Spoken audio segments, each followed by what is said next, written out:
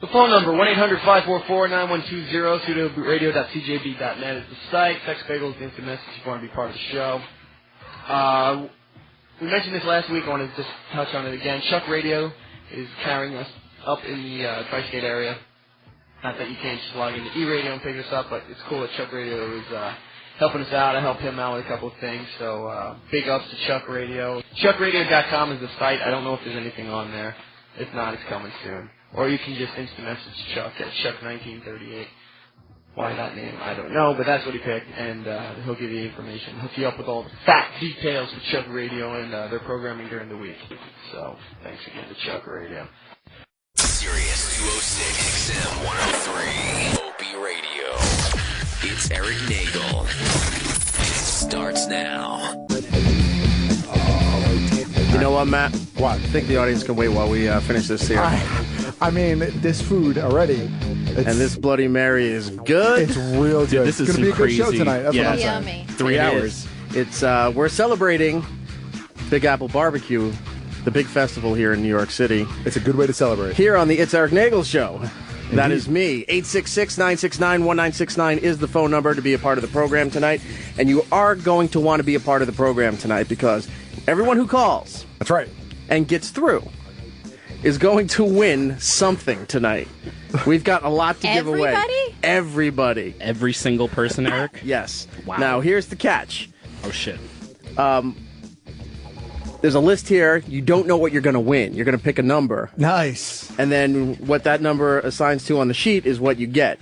And these prizes are courtesy of one Greg Opie Hughes. Because when he moved, he had apparently a ton of games and DVDs and Blu-rays and stuff. And he's like, I don't want this. I'm just going to throw it out. I said, I will take it. I went over there and I took many boxes from his place. And this isn't even everything. And this list is already 3 pages long. Do you have a sample of some of the things people could win? Just don't give out the number. Just give out the random prize. Well, I saw the color purple in the picture that you tweeted earlier. All right, it's just a crown. Before I get to everybody who's here, that photo, by the way, Yeah. not the real photo. Oh, okay. That's not the photo. I put something else out there All right. totally to mislead There was everybody. a Lost box set, Right. the color purple. Well, that is there. There's a lot of good. All right, Last. there's one thing, Giddles. Lost. There you go. There's a Lost box There we set go. that maybe I happened to give him for Christmas one year Sure. that he never opened. That'll be given away tonight. Let's go around the room and see who's all here. We have Okay. guests. We have tons of stuff to do today. It's our first show for 3 hours. Indeed. Which is Woo. great, and thank you so much, the audience, for helping us out with that. Believe me, your responses and your feedback and everything did not go unnoticed by the company, by Opie, by Don Wicklin. And one day they said, do you want to do 3 hours? I said, yes, That'd be we nice. would like to do that. And they said, okay, start right away. And there it is. There you And go. once Matt's deal was done, we were ready to go. There you go. So Matt OG is here, my Hello. sidekick, my co-host. Indeed. No, not a sidekick. You're a co-host. Yeah, I'm kind of I like don't know a why I sidekick. said that. I apologize. It's okay. Maybe the Bloody Mary from the Ubon family here that's already kicking in. All of a sudden, a sidekick's a bad thing. No. Yeah, seriously. So I'm going to go geek for just a second. I kind of think like I'm Dick Grayson, except that I'm not Robin, I'm Nightwing. So Okay. I've kind of like upgraded myself past And then later sidekick, you're going to but- be Red Hood. No, I'll never. No, that's Jason Todd, an entirely different character. Okay. What do you become after that Bloody Mary? Hopefully aggressive and funny. That's what right. I'm hoping. So Matt OG is here. Geek Stuff OG on Twitter and Instagram. Giddles is here again. Hey, what's up, everyone? How are you? Giddle Base on I Twitter am- and Instagram. I am fantastic. All this barbecue food is just so good. And It's our friend crazy. Lisa is here. Hey, guys. How are you? I'm so amped up about all this great food. I know. She's like, well, I'm going to be traveling some dates. I may not be in the city. And as soon as I said, oh, we're doing this barbecue. I'm available Friday. I'll be here. I changed my flight. So there she is. She's also joining us for Florida Supercon, which we'll Look, get I'm into wearing in the a tiny shirts. bit. Oh, you Whoa. are. I knew all your listeners would want to see that. Sell out. We'll have to Periscope it a little bit later. I will do it. So a lot of good food here. Barbecue festival is happening. We'll get to that also in a moment here. Where do we want to start as far as I think we thanked everybody who helped make this happen with the 3 hours. I think so. So that's covered, so I can't get yelled at on Monday for somebody feeling neglected or I did the wrong thing. I want to quickly just bring up that I think I walked through some sort of time warp on my way here tonight. Okay. I suddenly felt like it was like 1992 because I saw a gentleman in skids.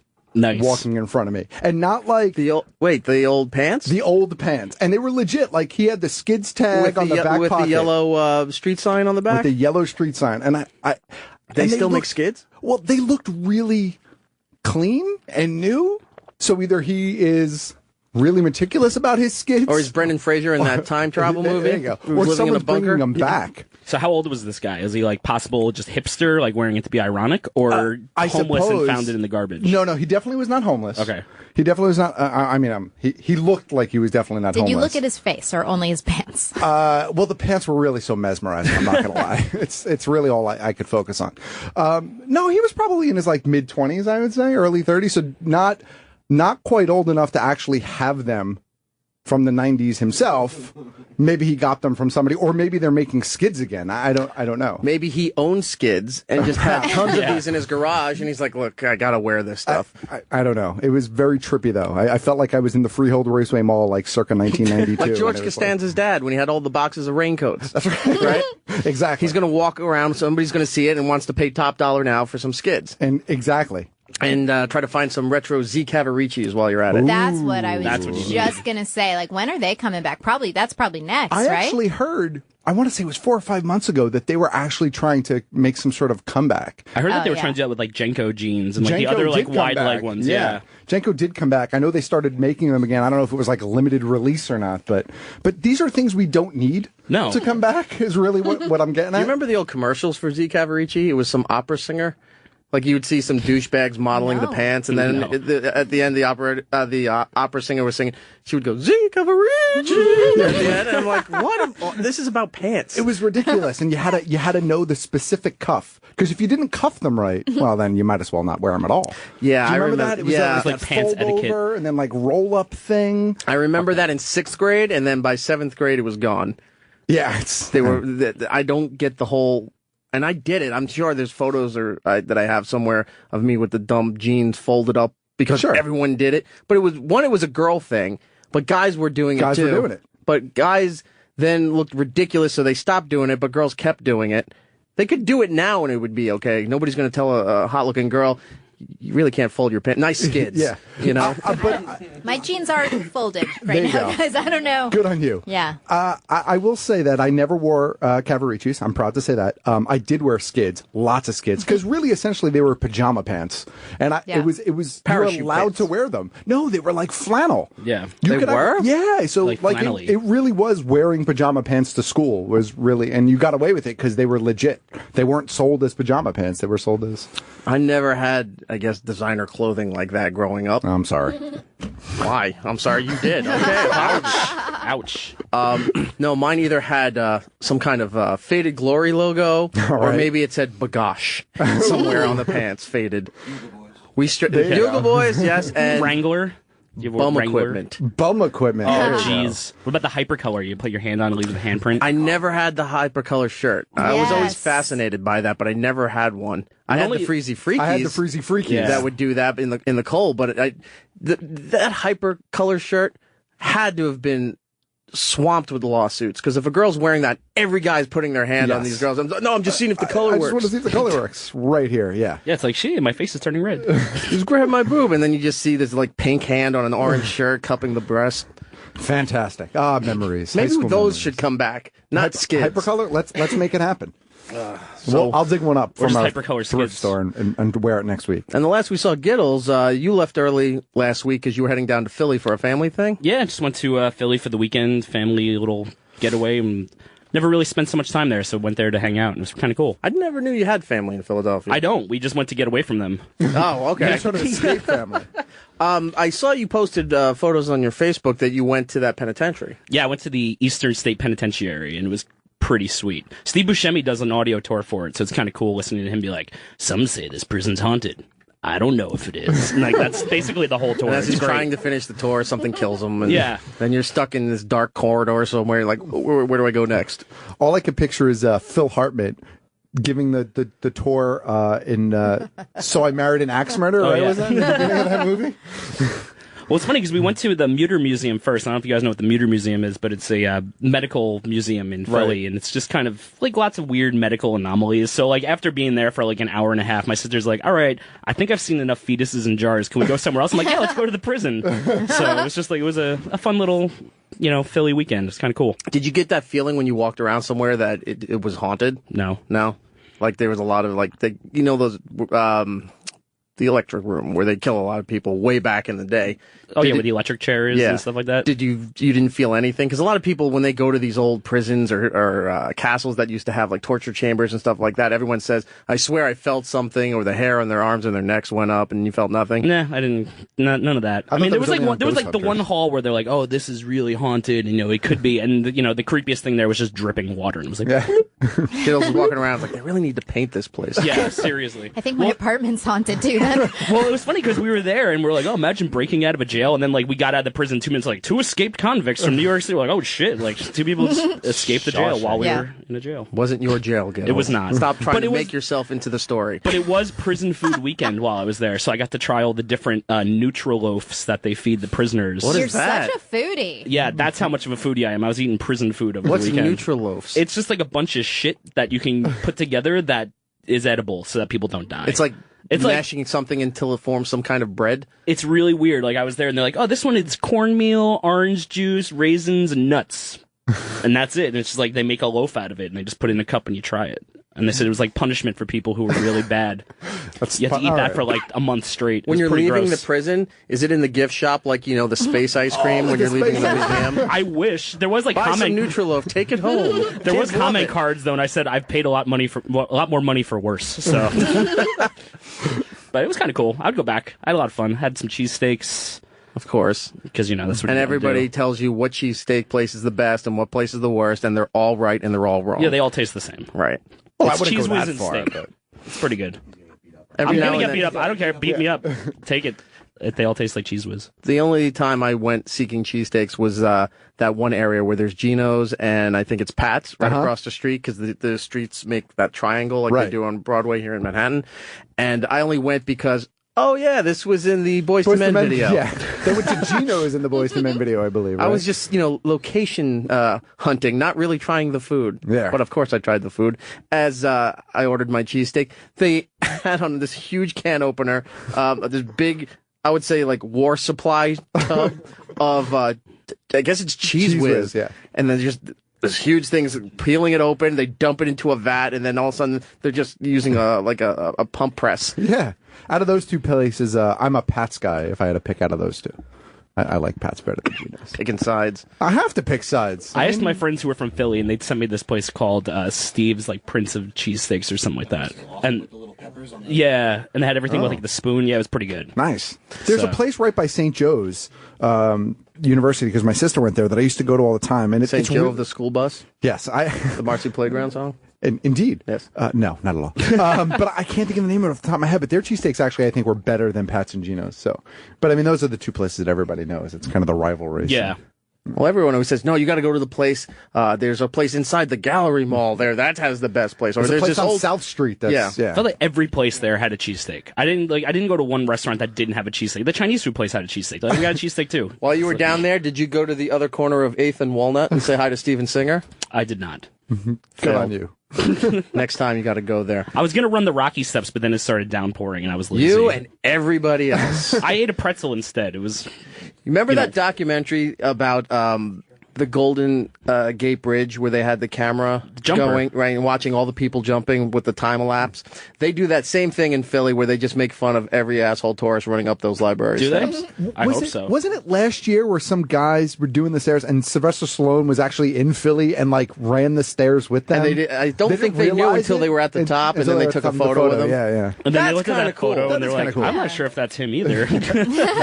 Sort of related, but not in Philadelphia. There was a photo that was online that went viral where these people were visiting the house that was the model for the house for Full House in San Francisco, and they're sitting there taking photos with the house in the background or selfies, or whatever, not realizing that John Stamos is standing there in their photos, just like posing, and they're looking at the house. I have no idea Uncle Jess was there. Photo bombing. Good on him.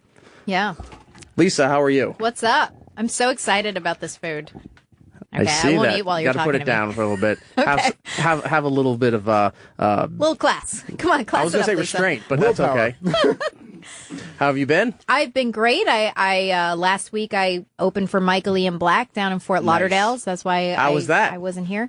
It was so fun. You guys, Michael Ian Black, he's hilarious. He does a great. I don't know if it's a regular thing. It might be occasional specials called Mike and Tom Eat Snacks Yes. with Tom. Why am I spacing? Tom Cavanaugh. Cavanaugh, who you may know from Ed or in The Flash right now right. on the CW. But they do a show where they pick one snack and they review it and they break it down and go through the whole history and then realize every podcast that they wasted their time. Yeah. It's very funny. He's very funny, and he was super nice to work with. So a little shout out to Michael Ian Black. That was awesome. An awesome weekend. Next time, bring him by. Yeah. I'll just bring him with me. Sure. Do it. We're fans of the state. Yeah. Okay, cool. He was great on the state. We're and Viva Variety. Viva Variety. He's what was he? Johnny Green Jeans? Jimmy Green Jeans? Yeah. Nobody? I don't remember the name. You don't remember Viva Variety? No, I remember Viva Variety. I just don't remember the character name. Something Green Jeans or something like Jimmy sounds familiar. I think it was Jimmy. that. We'll go with that. We got to get into Florida Comic Con a little bit later in the show, but Lisa's going to be there doing her own signing, but you're going to join us for the show. That Yeah, we're I'm going to doing. be with you guys on the show. I'm also going to be doing stand-up there. And I'm also going to do some stand-up in front of Kevin Smith. Yes, this is her yeah. big news. Nice. Kevin Smith is going to be doing his Q&A. I believe that's Sunday. Yes. So you're going to be opening for Kevin. So I'm going to do some warm-up with the crowd's going to be about 2,500 in front of the main stage. And that should be pretty fun, Should That's be. awesome. I would think. But we also have 4 stand-up shows with Mike Drucker is going to be joining us Saturday and Sunday in our stand-up shows as well. So, and I'll be doing some panels and other things, random stuff around the con. Plus, I have a booth, so you can visit me at my booth as well. How much are you charging for photos and autographs? What's the combo deal? It's free. I don't charge anything. I can't. I feel weird charging people. You should be charging the little kids that I'll love you accept from your tips. TV Yeah. show.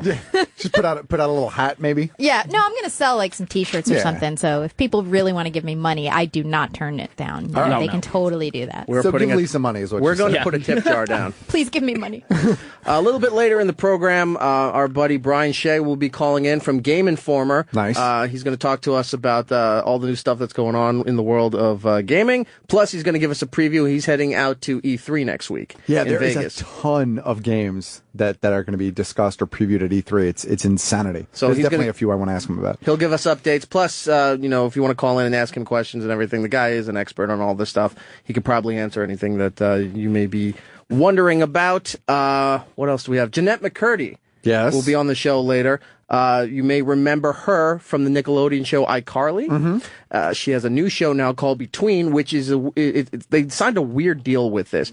It's a Canadian production. It airs on the City TV network up in Canada. Okay. But when it airs on Thursday nights, about 3 hours later, it shows up on Netflix. On Netflix, right. Now, it's not a binge deal where you can watch every episode. You got to watch it once a week like regular television. Right. Which is unusual for Netflix to do at all. But they're trying some new things, seeing what works and what doesn't. I think it's a good model for Netflix though, because if it works out well, they could start doing this with some of the UK shows. So like some of the BBC shows that we get, weeks later or even months later. Right. If they strike the deal with Netflix where they can run it on Netflix a couple hours later, that would be a great model. And I don't necessarily feel like I have to binge watch every single show in existence. Right. I actually like watching a show like week to week so I can actually digest what I'm seeing. So I hope it works. Well, they did that with the From Dusk Till Dawn show, Right. the Robert Rodriguez one, because it was airing, I guess, on like Spanish TV or Mexican TV. So like every week it would air an episode, and then that following Monday they would upload it to Netflix, so you could watch them like one at a time that way. So this wasn't the first one to do that. No, they did that. I mean, it was on I the did that. El Rey like, network or something. Yeah, it was on the El Rey Yeah. network, whatever Robert Rodriguez's network is. But they did that. All right. Well, she's going to be in to talk about Between. I saw the first couple of episodes. It's actually very, it's not a unique story, but it's a unique twist on a story that's been told. Okay. And has some other weird stuff in it that if you like creepy shit, like I like Wayward Pines, I'm Right. really addicted to that right now. It falls into that line, maybe a little bit of Under the Dome on CBS. All kinds of weird shit. Yeah. You should check that out. So it's like a mystery type thing, like trying to figure out what's happening, or Yeah, stuff happens. They don't know why, and then when they start to figure out why, other stuff starts happening, and there's things behind things, and it's one of those where it just constantly keeps unraveling, and you're like, all right, we need an episode where it blows through 4 things just so I don't have a panic attack. I just want to see what's going on here. And, we don't have to get into the people for next week. We'll do that later in the program. We said at the beginning of the show here there was a lot of food. There is. It's New York. It's the Big Apple Barbecue Festival here in New York City. I went to it the last 2 years.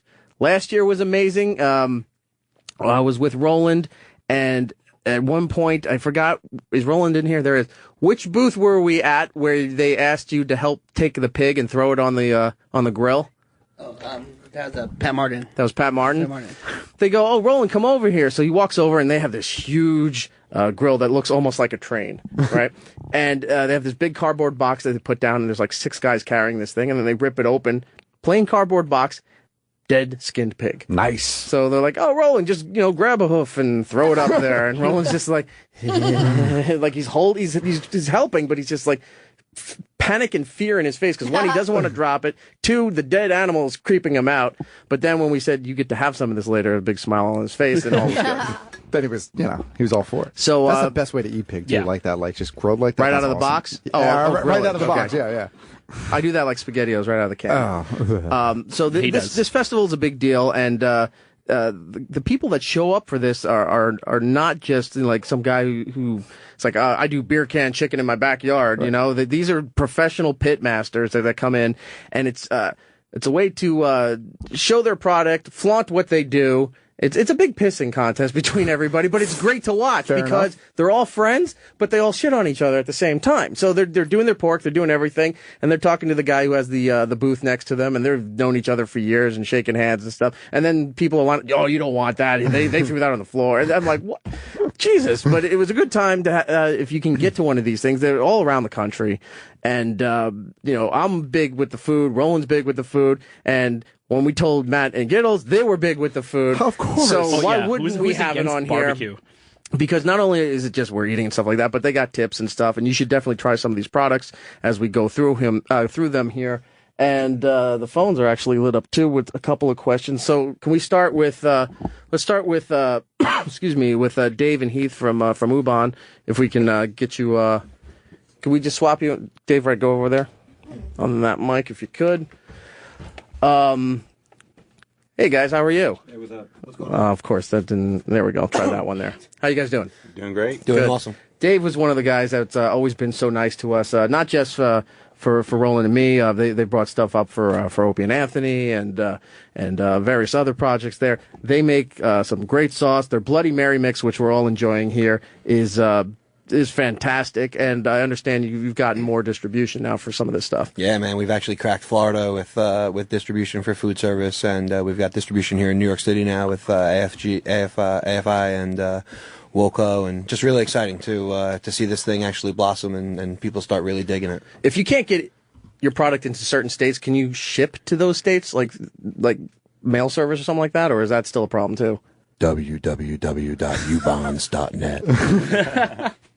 Well, you have a lot of fans on the line here as soon as we mentioned your name earlier. Oh, right on. You want to take a couple calls on some definitely. of this? Let's go to Mike in New York. Mike, how are you, man?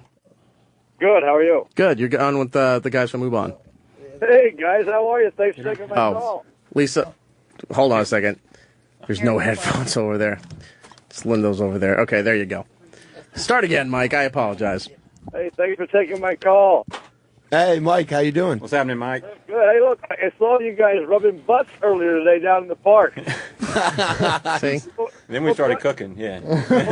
Well, question for you. This is for Leslie. Leslie, how is it you're able to present such a great butt? Man, you start. All right, hang on. What's her mic there? There you go. Try that. You start with good stuff, you end up with good stuff. We've got our dry rub that's got some lots of pepper, lots of garlic, onions. So it's if you put good shit with good shit, you get good shit. You get good shit. There is. Good shit with good shit makes good shit. So how do you know when your butt is done? I mean, do you feel it? Is it a texture type thing? Do you put both hands on it? Do you squeeze it? Do you pull it? I mean, what makes do you know that you have a good butt? If your bone's ready to pull, if your bone's ready to pull, then your butt's ready to eat. Wait, that's terrible. Excuse me, don't tell my mom I said that. Well, you got to sell your product any way you can. That's right. Speaking of selling product, hit the website, guys. We're doing a special this until next Friday in honor of the Big Apple Barbecue Block Party. If you order a 2-pack of Bloody Mary mix, we send you a 3rd bottle free, automatically. No codes needed. Now, you have the 2 different kinds. You have the original and you have the spicy one, right? Yeah, we have barbecue and hot and spicy. Yeah, the barbecue one is my go-to for getting intoxicated and recovering. So what starts me on Saturday night also pulls me out of it Sunday morning. That's awesome. That's how it's supposed to I'm work. hoping that is a positive endorsement. That's the best. We'll take it. Mike, since you were nice enough to call in and you did something on the air, I forgot what you did. I'm going to give you a prize here. I got her to say something about pulling a bone. I think you should get 2, to be honest with you. I missed all that. I just didn't pull I'm going to give you a chance to win something from the Greg Opie Hughes Digital Media Collection. And have you pick a number between, where did we end off here? 1 and 81. Okay. 42. 42. And you win. Wasn't that the Jockey Robinson? Douglas Adams, man? Leslie's pork butt. You win a copy of Law Abiding Citizen on Blu-ray, not opened. Nice. Bonus. Upscale. So I'm going to put you on hold there, Mike, for that riveting prize, all right? Thank you. Yeah, no problem. Thanks, Mike. Greg in Philadelphia wants to talk Bloody Mary. Greg, E-Rock, what's up, baby? how are you? I'm doing well. How you doing? Doing good. So I heard you mention the Bloody Mary, Mm-hmm. and as a connoisseur of nice treats, I got to know what's your garnish? What are you flourishing over there? I guess the go-to usually is celery with it, but I do enjoy green olives. Do you have any bacon on there? I got to be honest, man. The veteran move is you take one rib bone, and you cut halfway up one side of it, and that sucker will sit right on the side of that glass like a lemon wedge. Rib bone is the way to garnish a Bloody Mary. Oh my God! Wow, I need to try that. I've never had that. I did have the bacon in Bloody Mary. Some places do that. I feel like we can make that with everything that's right here. We have what we need. We have 3 hours, Giddles. The night is young. Just gonna put that out there. Get this man some bacon. Yes, we do need some bacon. Greg, I'm going to give you a prize here. Pick a number between 1 and 81, and you could win something from the Greg Opie Hughes collection. All right, let's go with number 9. Number 9, you win a copy of Borat on DVD, old, and the box is badly ripped.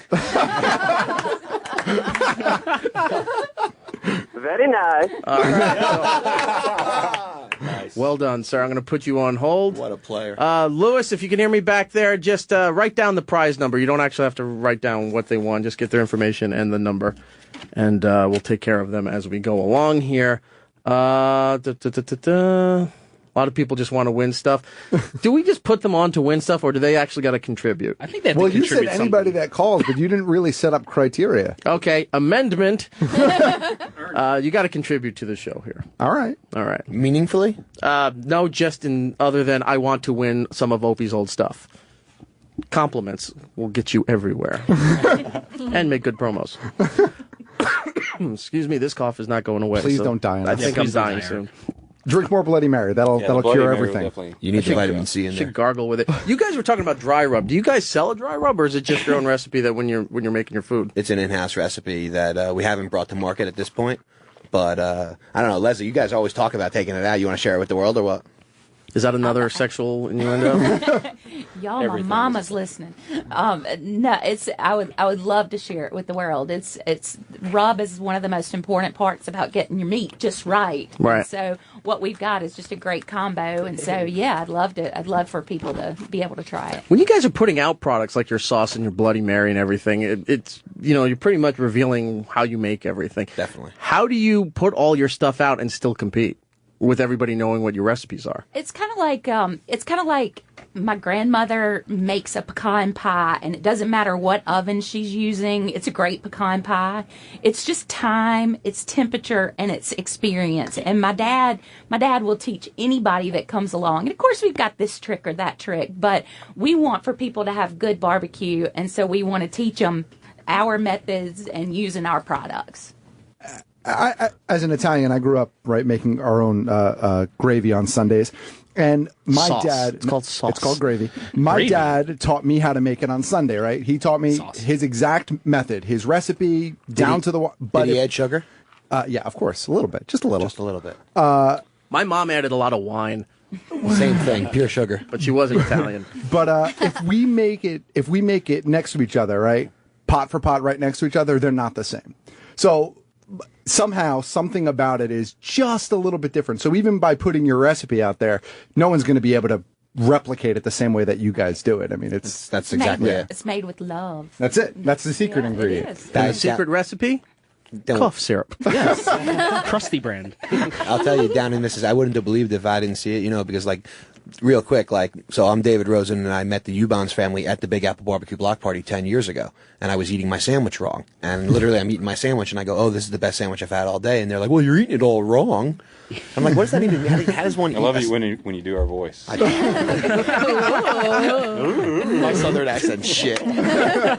He's taking that a little personal. Can't tell, right? After I got him this nice shirt and everything. Oh, but yeah, nice guy. but whatchamacallit, we they're like, "Come over here, let me show you how to do this." And 10 years later, we're best friends, we're family, and we're business partners. It's crazy. So, all right, I can understand that when they're saying that you're eating it wrong, because I've told Matt a couple weeks ago, and I forgot to bring it up on the show, that I have a real problem with people who make sandwiches, restaurants and delis and stuff who make sandwiches, because there's, at least for me, I think the right way to make a sandwich, and a lot of people constantly are screwing it up just so they could be fancy and different.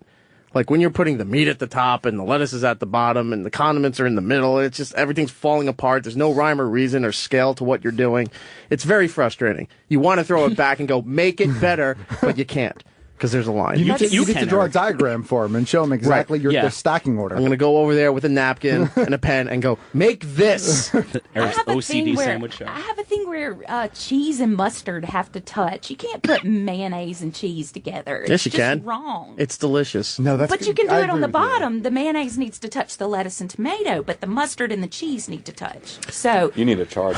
See, I'm more of the type where, like with a burger, the condiment's got to touch the bread so it absorbs everything, and then because you put anything, this is boring to everybody, but to put anything on lettuce just runs it off. Are you kidding me? I'm having movement. If this is boring, what are they doing? It's like when you go to some restaurants and they sell when you get a burger, right? And it's lettuce and tomato and onions, everything on the bottom. The meat and the cheese are at the very top, and you try to bite into it, and everything's sliding because it's not like sitting the right way.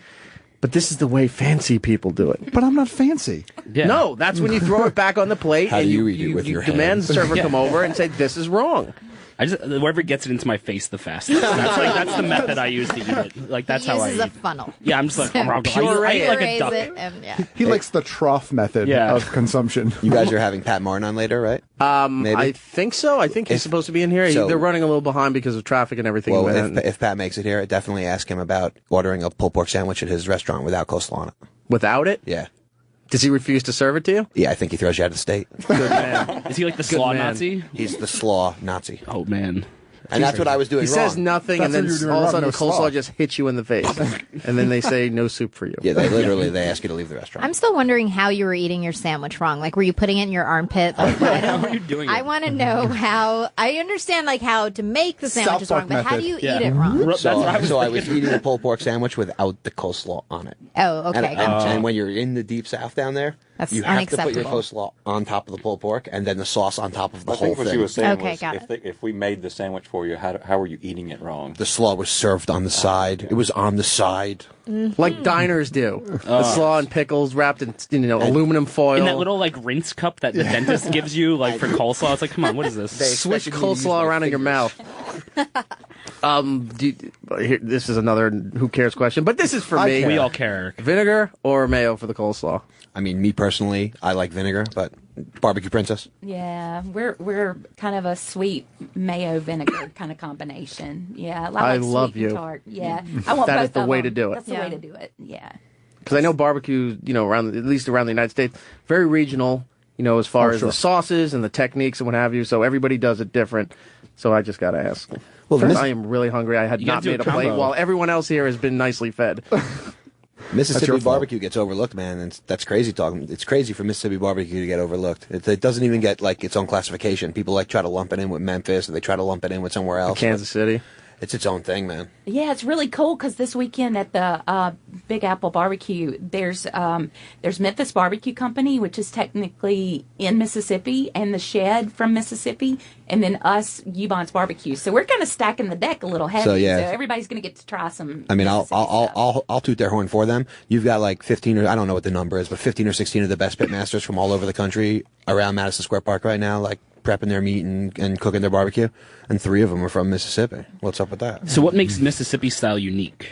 It's kind of it's a combination. We pull stuff in from everywhere. Like my barbecue sauce, Ubon sauce, is a ketchup vinegar sauce. So it's tomato. It's got some twang. It's got some heat. It's got some sugar in it. So it's kind of brings in stuff from everywhere.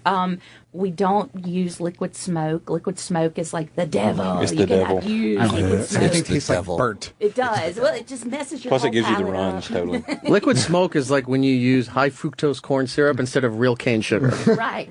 It's a cheater, you know. I don't know. I have a thing against it. Did I mention the Bloody Mary mix is 100% all natural, gluten free, no MSG, no corn, and no soy? Not in minutes, no. One of the fun things about going to get one free. Right. One of the fun things about going to these festivals, obviously the drinks and the food and the good times that you have, but it's interesting to watch everybody's cooking technique and the equipment that they bring them, because you're seeing that, like, one guy had wood, but I guess they couldn't fit it into this thing that they were carrying, so he's splitting wood in Madison Square Garden Park. Is that legal? He said one guy I don't had think wood. it's illegal, but he said one guy had wood. Well, then he split the wood. And he was just splitting it. It was just, in the a park. hand axe came out of a truck somewhere, and, he's just holding it down with his foot, and he's hitting it, and... That's crazy. Yeah, it was great to watch. Let me ask you this, though. Everybody's different techniques with cooking and what have you. When the summer comes around, I like to watch a little channel called Destination America, and they used to have these barbecue marathons on the weekends here. The Pitmaster competitions, where some old coot yells, gentlemen, start your fires, and then everyone goes running for coolers and panicking. So these kind of shows, do you like what they're doing? Because I'm assuming a lot of these people that are competing are legitimate barbecue, if they're pitmasters or legitimate businesses, whatever. I remember there was some weird lady from Canada. She was like the barbecue diva or something. Diva Q. Like that.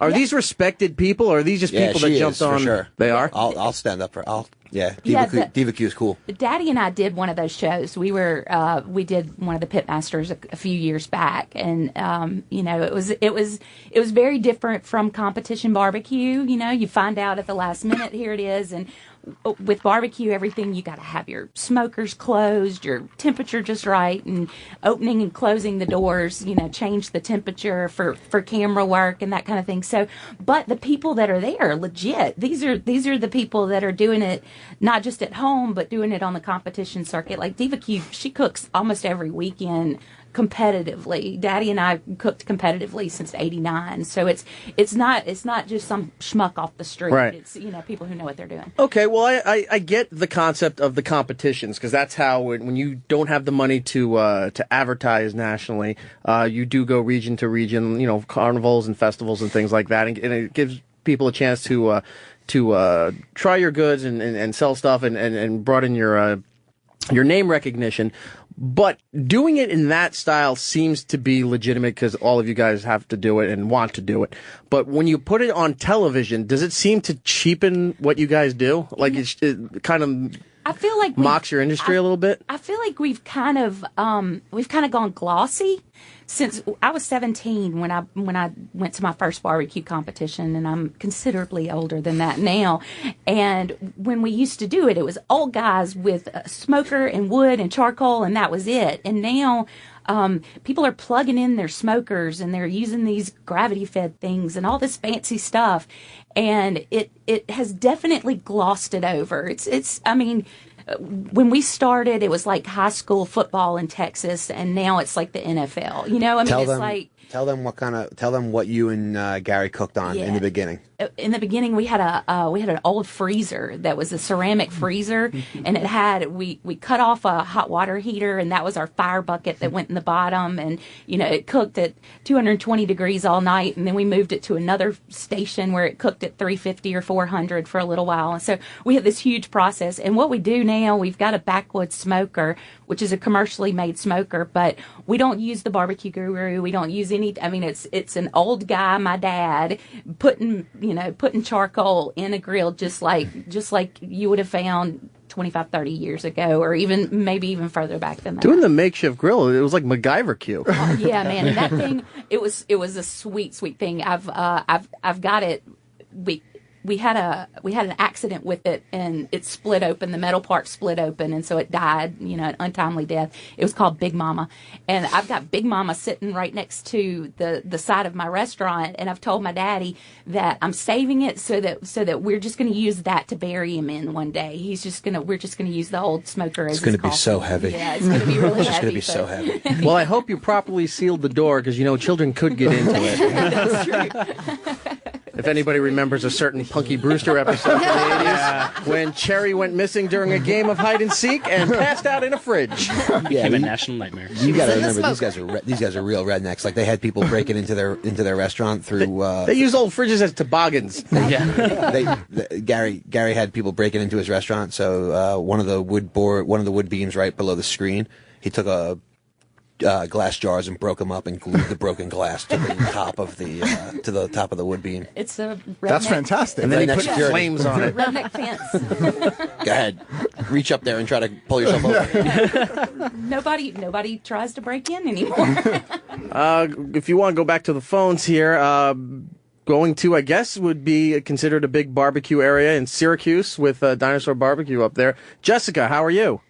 Great. How are you doing? Good. What's your question? I was wondering if there's horseradish in the Bloody Mary. So in our Bloody Mary mix, there's actually no horseradish, which is what sets it apart from a lot of the other ones. When we were messing around trying to come up with the exact formula for bottling, Heath Scott, who's here with us right now, the good doctor, was our chemist, and he couldn't find the right amount. Horseradish is one of those things that people either love or hate. I love it. Well, the thing with horseradish, it's not that we don't like horseradish, it's that horseradish should be grated fresh, really, if you want really good horseradish. So by the time you put it in a bottle and it sits there, it just gets real bitter and kind of gross. So could you add your own to it if you wanted? Absolutely, we recommend that. Highly recommend. It's not like Pat Martin and the coleslaw. You can add. No, please. There's nothing you can't add to it. Okay, that sounds great. Thank you. Jessica, I'm going to give you something from the private collection of Greg Opie Hughes. Wow. Do you want to pick a number between 1 and 81, and you will win that prize? Number 16. Number 16, you win a copy of Creepshow on DVD. It looks to be in old condition. That's a great. Creepshow's awesome. Yeah. And an old condition that just adds a character. Yeah, it's even better. Or it was under a couch and he never watched it. That too. It could be that. Either way, it's Creepshow. Why is it when people give you something that's all like beat to shit, they're like, look how much character in it is. It's a way to justify it. All right, Jessica, I'm going to put you on hold and we'll get your information, all right? Great, thank you. Okay. Oh, I almost hung up. There we go. Let's go to Paul in the Bronx. Paul, how are you? Hey, guys. Great discussion. Love it. Got a couple of things. First of all, you're talking about sandwiches. I hate when they shred the lettuce. It takes all the liquid out, and it's just horrible. Shred the lettuce. Yeah, when you go into a store and get a sandwich, and they take it and they put it on a cutting machine, and you get shredded lettuce instead of torn. Well, if you'd stop eating at Subway, you wouldn't have this problem. No. They do it all over the place. I hate it. But this Big Apple barbecue, is it open to anybody? Or Yeah, definitely. It's Saturday and Sunday. It's from 11 a.m. to like 4 or 5 p.m. It's at Madison Square Park in New York City. Anyone can come up, and then what you do is you just each pitmaster has a line. As far as vendors, not customers. Oh no, it's no. an invitation. Oh no, it's an invitation. Oh, you want to cook there? No, well, actually, quick story and shameless plug. One of my friends tried to make it in the business, and he couldn't hack it. So he went back to his father's whole business, which is Better Off Park out of Philly, and he just drives a truck around the city and parks in different places, and he's pretty successful. But Backseat barbecue. Go there. better off pork. Yeah, she has chili peppers and stuff like that. I'll get off the air in a sec. Just one quick thing you guys mentioned about that refrigerator. I don't know if you ever saw the show Hillbilly Blood. Yeah. Hillbilly Blood? I missed Hard Scrabble Life. Oh, yeah. It's on Destination. Wait a minute, Paul. We can't hear you. What were you saying? That they caught some fish and they had to cook it, so they went to some old timer. They bought it for his old refrigerator and turned it into a smoker in exchange for some fish. But it just took the refrigerator, hollowed out the top, put a smokestack in, and put some wood chips in the bottom, and smoked the fish. Yeah, that's what we're talking. Yeah, that was our old smoker. That's how we roll in the Dirty South. All right, guys. Hope it stops up by. Look forward to eating some of that good barbecue. Paul, you sound like you could use something good in your life here. I'm going to give you a chance to win something from Opie's Secret Stash. Pick a number between 1 and 81. 69. Yeah. Of course. You win a copy of The Great Outdoors on DVD, not opened. Movie. Wow. Yeah. That's a win. How do you not watch that movie? That's a question for Opie. The bear jumping on John Candy on the door and then Priceless. getting shot in the ass. Got to finish the grizzle. Oh, and as a kid, I rewound that scene like 1,000 times when the bear got shot in the ass. They used to... The old 69er. That's right. There's nothing left on that plate but grizzle and fat. There was a... I don't remember if it was Fox 5 here in New York, but one of the networks aired it like on a Saturday or something, Sunday, and they cut the scene of the bear because you would see the bare ass of the bear. So they cut the ass scene out. So the bear yells and it turns to run, and then it cuts back to Dan Aykroyd and John Candy in the cabin. Where was serious? Wow. Yeah. Silly. There was no point to that story. I just Silly thought I'd throw rules. that in there. Paul, I'm when you going tell to put these you on stories. hold there I and like get that your story. information. I like the story. I like stories. I love stories. Let's more. see if there's anyone else here. Did he really ask if he could come cook at the block party? I think he wanted to know if his friend could come cook. No, he's not asking. He's telling you he's showing up. Awesome. He's going to have a card He's table and a announcing bocce. that his truck is going to be there tomorrow, parked on the outskirts. We just threw this whole thing together yesterday anyway. And a lot of missing Yeah. pigeons. Bootleg barbecue. Those aren't Cornish hens. Let's go to Adam in Jersey. Adam, how are you? Hey, how you doing, E-Rock? Loving the show, man. Thanks, man. Yeah, I wanted to ask some of the guys, I do competitions with my family. We've been doing it for about 6 years, and we actually use the backwoods smokers. What do you guys think about presentation for a lot of the meats? Like, do you try to fit as much in as you can, or is it just give them the best that you can and just hit the minimum of 6? We just kind of recently changed up our blind box. What we do like a bed of pork on the bottom to hold the heat, and then we're picking out the very best pieces, and we do more than the 6. I want the entire box to have, where you could pick up some of the meat with bark, some of the meat with sauce, and so we put enough for the volunteers, because that's always a good thing. The people there, there's 4 to 6 judges at a table. You want to make sure everybody back there gets some of your barbecue. So we fill the box up. I know there are a lot of people that do little medallions, but especially with pulled pork, you need to showcase everything that's great about it. So what's the blind box? The blind box, you turn in a box and it's judged without your name. Nobody knows who it is. They just judge it based on merit. Oh, I thought it was one of those, I was hoping it was one of those monthly things where they send you, unknown meats. It's like the meat version of Loot Crate. The meat of the month club. Food crate. Great, now we got to send you a crate. There you go. With your brisket, do you do burn ends as well as slices? We and with do. your pork, do you do money muscle and pulled pork? Like shredded and cubed and all that stuff. We do with our brisket. We do add the burn ends and You gotta do and burn the slice. ends. You got to. That's Burn ends the are way And to burn do it. ends always, I'm sorry to cut you off, always sells out first. Yeah, right. Whenever you go to a place that's specially, is known for their burn ends, if you don't get there within I'll be generous, hour, it's gone. There's also not a lot of burn ends. Right. Oh man, so good. Is that burn ends? These are ham burn ends from Jack Stack Barbecue. Okay, Dude, that's they're coming really- over they're here. really Yeah. good. Put it right over here, I was sir. eating that like popcorn before. I was just popping them. Oh my God. Awesome, thanks, guys. Look at Appreciate that. it. I'm gonna, no, you're gonna get a prize whether you like it or not. Break. I think it's about to happen. Yes, I'm gonna hide in the corner like a feral boy. Nobody look at me. Just send the guy a handful of burned ends. Pick a number between 1 and 81, Adam, and we're gonna give you something. Let's go with 17. 17. Oh yeah, you won. Crunch Pilates on DVD, an old copy. That's awesome. Hey, what? And it's used. That's good. And I'll go one further for you, sir. I'll have Opie sign it. Oh, wow. Oh. Pilates. All right, I'm going to put you on hold, and we'll get your information.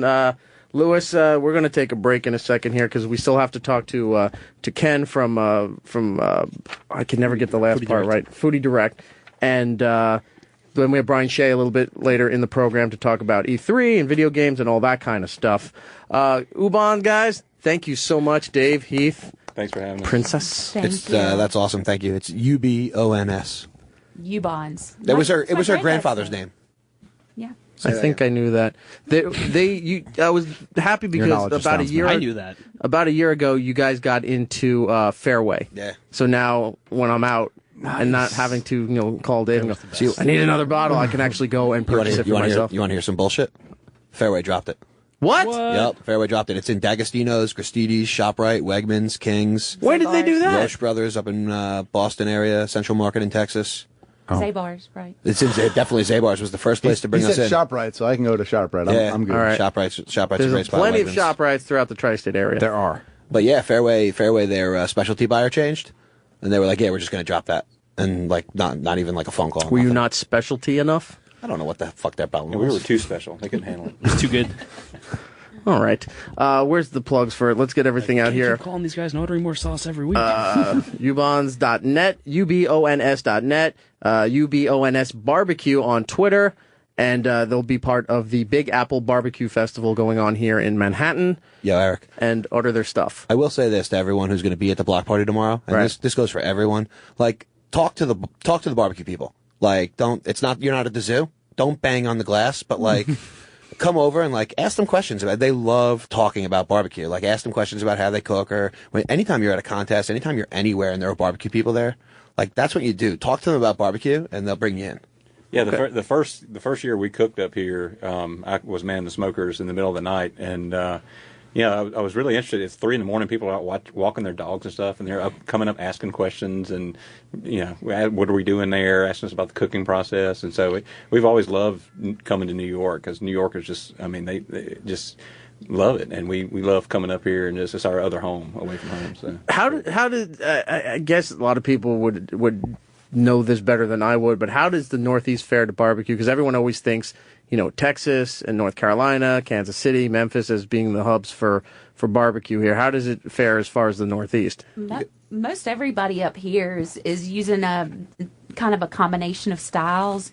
And man, barbecue in the Northeast is big now. It really has. I'm really excited because it's the competitions are they're happening every weekend, and people are just developing their own style based on what they like from all the different areas. So You got some really good restaurants, and they do it right. They bring people in to show them, like with 17th Street, Mike Mills. I mean, he's taught so many people up here how to cook, and those people turn around and teach people how to cook, and they did their research. It's not like they just read it in a book. They're doing it right up here. We're proud parents, I'd say. So it's fair to say now that you can New York could be a great place to get good barbecue. Absolutely. Oh, it definitely is. It's definitely a great place to get barbecue. There are like 4 or 5 spots in New York that are like top shelf barbecue. Absolutely. There's one I go down to on I think it's on West 14th, Mighty Quinn's.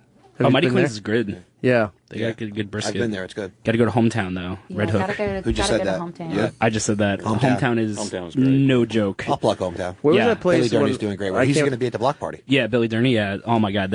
I was waiting online there, and they were just handing out burnt ends to everyone who was waiting, and they made a lot of extra money giving out those burnt ends. Let me tell you that much. Yeah, Hometown's got the best Bloody Marys too. Yeah. I'll just leave it at that. Well, I'm enjoying a burnt end here. Yeah, you are. Thank you so much for coming in. We're going to reset. Matt, do you want to throw it to break? He's eating.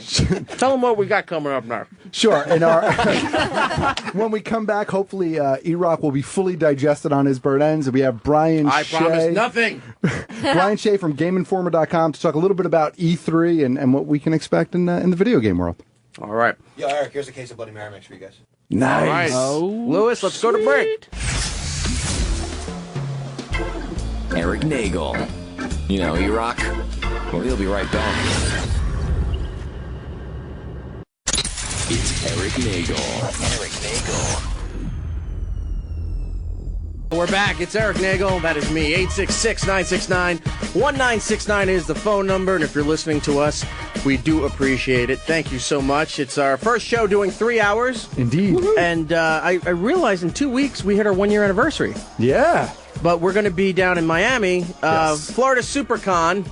Oh, yeah. So we can't really do the 1 year anniversary, at least live on the show. So maybe we'll do some stuff next week. All right. A week early. But yeah, we're hitting a year. That's crazy. And we started with a show that was 1 hour every other week. And that lasted about a month. And then it quickly went to every week for 1 hour. Then it went to 2 hours. Then we jumped off of Saturday into Friday. Right. And now here we are, our first show doing 3 hours. We're all in grown 1 up. year's time. Yeah, man. No one's paying attention to us, so they're like, stop Just talking whatever to you me. want. You want to do just whatever you want. Yammer on for a couple hours. That Go time's for not it. going to spend itself. Right. No one's listening on Friday. Just put them on.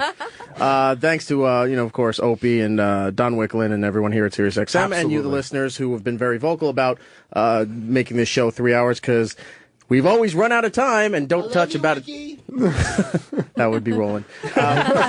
We always run out of time, don't touch everything, and I think the sign of a good 3 hour show is that we're approaching the same conclusion. Yeah, we have a lot here that we haven't touched yet. I suspect we will still not get to everything on the list tonight. Again, and that's not a bad totally thing. Okay. That's Not totally a bad okay. thing. Matt, Giddles, and Lisa is here, and we just spoke with the Ubon family. Barbecue is something that Is delicious. yes, and Yes, it is. no matter where you go, you'll find more people than not like barbecue, love talking about barbecue, love learning how to do barbecue the right way, because there's a lot of barbecue out there that people just don't do the right way. Big Apple Festival, barbecue festival is going on here in New York this weekend. We're all going to go out at different times this weekend to try everything and see what's going on. I overheard Giddles talking to the Ubon guys that he just wants to see how they cook everything. Oh, yeah. Yeah, and they were like, Yeah. come down tomorrow and hang out from 2 till midnight, and we'll show you how to cook and smoke everything. It was kind of exciting, so I might do that. No better feeling when you go home at the end of the day and you smell all your clothes and you smell like smoke, wood, and meat. Just tell everyone I'm a forest fire. Fuck it. You were in Canada. Forest fire. That's all right. No, You've been I hanging can't. out in Canada for a I've couple had days. beef poisoning. I've eaten too much meat. I'm starting to get the meat sweats. So I don't feel good. Let's Too plug much meat. Florida Supercon before we get on to our next guest here. Florida Supercon, the show will be down there June 25th through the 28th. Some updated information. We're going to be in Hall C to do the show and do all the interviews and what have you. So we'll be in Hall C if you're down there at the Miami Beach Convention Center, I guess. Is that what it's called? Yes, it's the Miami Beach Convention Center. It's gigantic. You can't miss it on Miami Beach. And I think that you guys are, and I'm going to be with you guys, I think we're going to be on the main stage for a couple of the days as well. Whoa. That is terrifying. That is terrifying. Can we bring Nerf guns and just shoot people in the crowd with them? Yeah. Yep, that's all we're going to do. We're Sweet. not even going to do the show. We're just going to throw things at the crowd. Everyone wear nice targets. They'll love you. Yeah, they In would all like. They would honesty. probably Yeah, love us they for will. that. Even stuff we didn't pay for. Just go grab stuff off of people's tables, throw it out. Whatever DVDs you don't give away tonight. Yeah, I say we bring them all.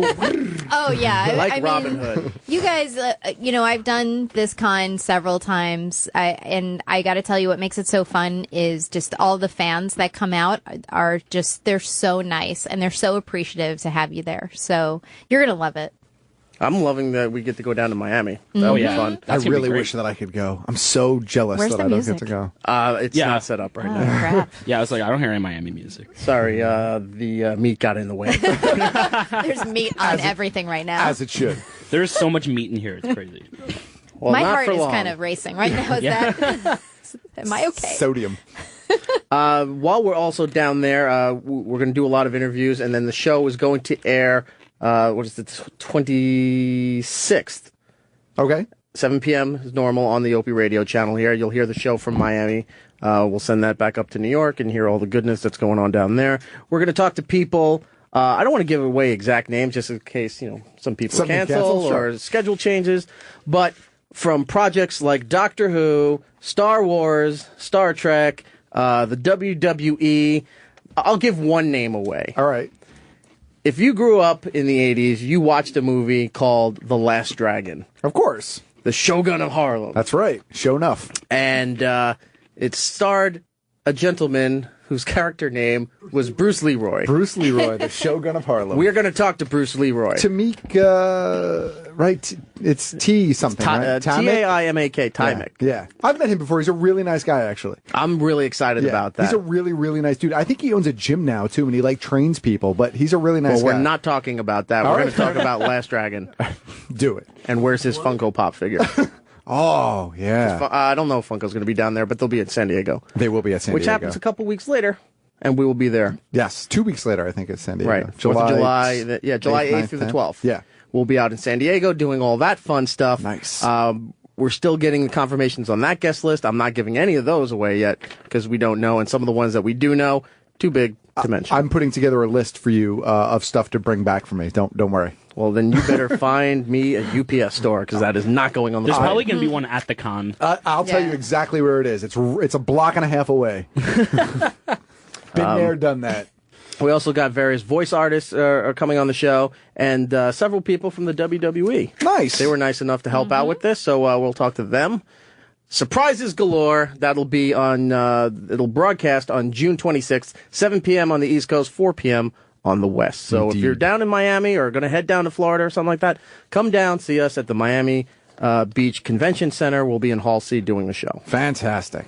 And let's talk to our buddy Ken. Hello make sure there. your mic's on. Oh, it's on. Woohoo. Yay. First time for everyone. It's like I know what I'm doing. Ken is from Foodie Direct. This is an awesome service. You should tell everybody what this is. So, Foodie Direct is a marketplace that has 100 or so of the most awesome restaurants, bakeries, ice cream shops, chocolatiers, and so forth around the country who can ship their awesome specialties direct to your door using FedEx and UPS. So we've aggregated this marketplace over the last 3 years. It continues to grow. We seek out and research the places that not only make the best stuff, but are the best at packing it and shipping it so you can experience it at home the way you would at their place. And some of the stuff that we're enjoying here is coming from Foodie Direct. Yeah, so we have one of our top categories is barbecue because people in America... Coincidence? We are nuts for barbecue. And so we have all the major regions represented. We have Central Barbecue Ribs and Pulled Pork from Memphis.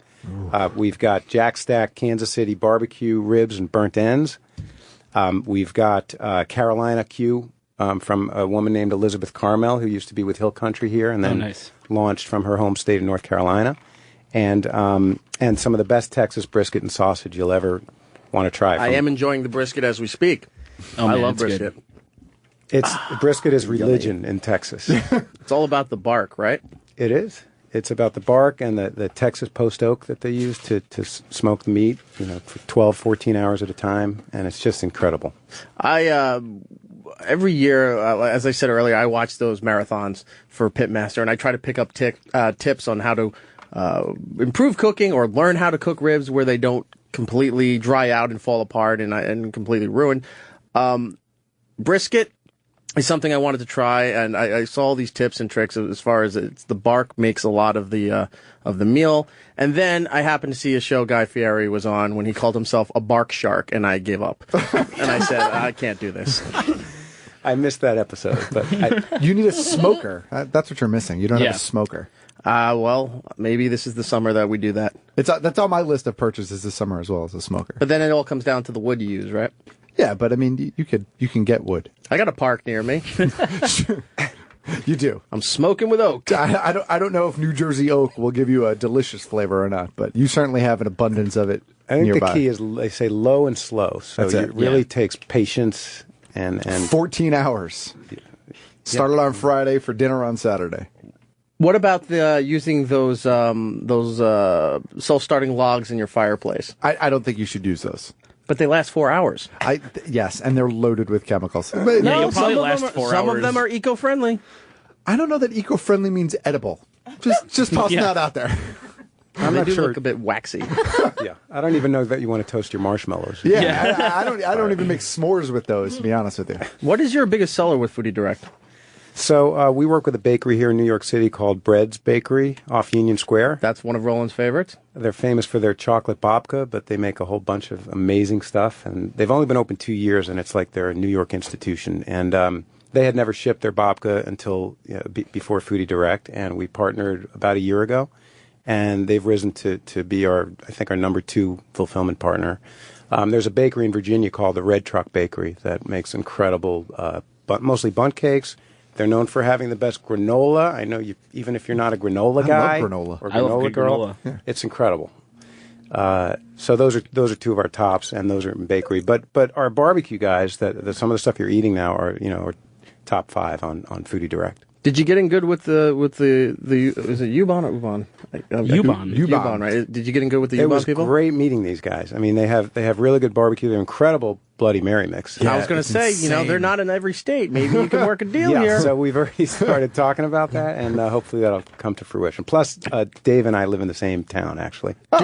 Now, the most important question, do we get a finder's fee? For that introduction, we could work something out. Your finder's fee of the burnt ends, sir. Yeah, you get Enjoy all those them. burnt ends. No, that's You're just to eating your plug. finder's That's just to plug it on the show. Are those ham burnt ends? Those are ham burnt Did you ends. have one? I did. Yeah, they were just. It was like meat candy. It was Anybody here delicious. not try them? Oh, everybody? Good. Yeah. Piff? I bet they're good. Yeah. Mikey Piff from Hits One's in here. So Yeah, you can get a burnt ends combo kit, which has beef burnt ends, pork burnt ends, and ham burnt ends, all in one shiny box. I don't think I've ever had ham burnt ends Yeah, same here. until tonight, and they are fantastic. Meat candy is a good way to so describe good. them. Yeah, Meat candy. it is. It's delicious. And all these Hashtag meat candy. Yeah. and all these folks have such a they're colorful characters. These pitmasters, and like Kerry Bexley owned Snow's Barbecue that was rated #1 by Texas Monthly out of nowhere in 2008, and they're in the middle of nowhere. In Lexington, Texas, in Hill Country, and he opened there because there's a cattle auction every Saturday. He still hasn't quit his day job in real estate. He shows up at Snow's, and he and this woman named Tootsie smoke the meat all night long, Friday night, and they open it Saturday morning at 8 o'clock. And people are lined up starting at 6 a.m., and they run out around 1 o'clock, and they're done. But they'll ship it to you on Tuesday through Foodie Direct, and you can have this on Wednesday or Thursday. And that's where that sausage came from, right? And the sausage also came Oh from man, Snow's, they had yeah. this crazy sausage. You got to try it. That seems to be the big thing when a lot of the food shows or the travel shows show barbecue in Texas, that there's always lines with people who get there at 6 a.m. The most famous one they constantly show, I guess, is Franklin's Barbecue down there in Austin, Texas.